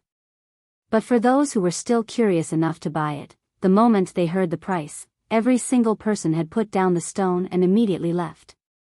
For while the stall owner knew this stone wasn't regular, he didn't know its use, but he still wanted to sell it for a decent price. So the moment everyone heard his price for the stone, they didn't hesitate to drop the stone and forget about it. When Jian Shen had asked about the price for this white stone, the stall owner felt undecided once more. He was really in need of money right now, so it could be said that this white stone was his sole way of earning money. If he set the price too high, then he was afraid that this Jian Shen would drop the stone and walk away like the other customers, but if he set the price too low, then he would feel uneasy in his heart. So with the price in question, his heart and mind were in contradiction with each other and didn't know what price to give. After hesitating, the stall owner opened his mouth. "Honored customer, if you are really interested in this white stone, then please state your price for it." Hearing this, Jian Shen looked at the man with an amused smile. "This is obviously your item, so it's only right for the price to be decided by you. Why would you want me to name a price?" The stall owner became embarrassed as he listened to Jian Shen and laughed awkwardly. "Honored customer, it isn't that I'm unwilling to say the price, rather it's because I'm afraid that if I say a price, you'll be scared away. I've had many people express their interest in this white stone, but the moment they heard my price, they all put it down and left." "Oh, then how much do you think this white stone is worth?" Jian Shen asked with interest. He was already completely determined to buy this white stone regardless of the price or the true use of it. If it could provoke such a strong reaction from the azure and violet glow in his dantian, then this was no ordinary item. He couldn't say for sure, but this white stone could possibly solve the mystery about his dantian problems. So for that reason, Jian Shen was very determined to win this object. The stall owner bit his lip as he looked at Jian Shen. "Honored customer, if you are this adamant in buying the white stone, then I shall tell you the price. Look here, will this much do?" With that said, the stall owner held out 5 fingers on his hand as if to give Jian Shen a high five. Seeing this movement, Jian Shen couldn't help but have a joking expression on his face as he said uncertainly, "Could it be you're selling this for 50 gold coins?" Hearing this, the stall owner grew red in the face from the paltry amount, as if the amount Jian Shen had offered differed from his by thousands of coins. The stall owner sighed and spoke. "Honored customer, I will be straightforward with you and be clear. I want to sell this stone for 500 purple coins. Do you still want it?" As he spoke, the stall owner's eyes stared at Jian Shen closely. "What? 500 purple coins? Are you joking?" Jian Shen cried out in shock as he looked at the stall owner in disbelief. The moment he had heard the words, "purple coin," Jian Shen's lips felt especially heavy. 500 purple coins was equivalent to 50,000 gold coins. The stall owner's face grew even redder as he understood the look on Jian Shen's face. He knew that 500 purple coins was a price that would not have any buyers. That is, honored customer, if you can offer up a price that I can agree to, then at the very least I can sell it to you," the stall owner said in an agonized tone. With this, Jian Shen sucked in a deep breath as he sized up the white stone in his hand with uncertainty. After a long time, Jian Shen finally made up his mind. "My highest price will be 100 purple coins, whether I buy it or not, it's up to you." With that, he stared at the stall owner with a heavy glance, but even he was quite nervous within his heart. Jian Shen was determined to get this white stone. If he could easily buy it here, then it would be for the best. Even then, 100 purple coins was not a small amount at all for a stall owner. Jian Shen had already seen what this 30-year-old stall owner was like. Since the stall owner had such a shrewd mind, there was no way Jian Shen could reveal how interested he was in the white stone. Otherwise, if the stall owner found out how much he wanted it, who knew how high the price would go up? Not only that, but Jian Shen wasn't willing to let others know how much money he had on him. If it was found out, then those with sinister purposes would possibly come track him down looking for trouble. Although, with his strength, he wasn't even afraid of enemies at the Saint Master level, but he wanted to avoid as much trouble as he possibly could. The moment the stall owner heard Jian Chen's offer of 100 purple coins, he grew happy but then immediately grew embarrassed. "Honored customer, could you possibly add a little more to that?" Jian Chen chuckled as he shook his head. Seeing the happy glint in the stall owner's eyes, Jian Chen understood what the man was thinking of. Seeing how Jian Chen wasn't going to go any higher with his price, the man looked a little disappointed. But after thinking it over while biting his lips, he nodded his head. "Okay, 100 purple coins it is, we have a deal." Taking out the 100 purple coins from within his space belt, Jian Chen slowly counted them out for the stall owner and then took the white stone for himself to store into his space belt before departing from the stall. Jian Chen had really wanted to study this strange white stone and its purpose, but in this busy street where people flowed like water in a river, this was not the best place for it. However, as Jian Chen left the area, two people had noticed him. These two people both looked to be 20 years old and both had a weak stature. "Xiao San, it looks as if we've stumbled across an easy target." The shriveled youth on the left watched Jian Chen leave the area as he spoke with an excited voice. The one called Xiao San nodded their head. "Right, that person doesn't seem too old, so his strength should be quite weak. Since he's also by himself, this is a good opportunity. Seeing him grab that many purple coins, I'm willing to bet that person will have more on him. Huang Ho Er, you go follow him while I go notify the rest." With that, Xiao San quickly disappeared into the crowd while Huang Ho Er began to follow Jian Chen. You're tuning into the Biyao's Wuxia Chronicles YouTube channel. Don't forget to subscribe and join us on this journey to catch the most captivating stories.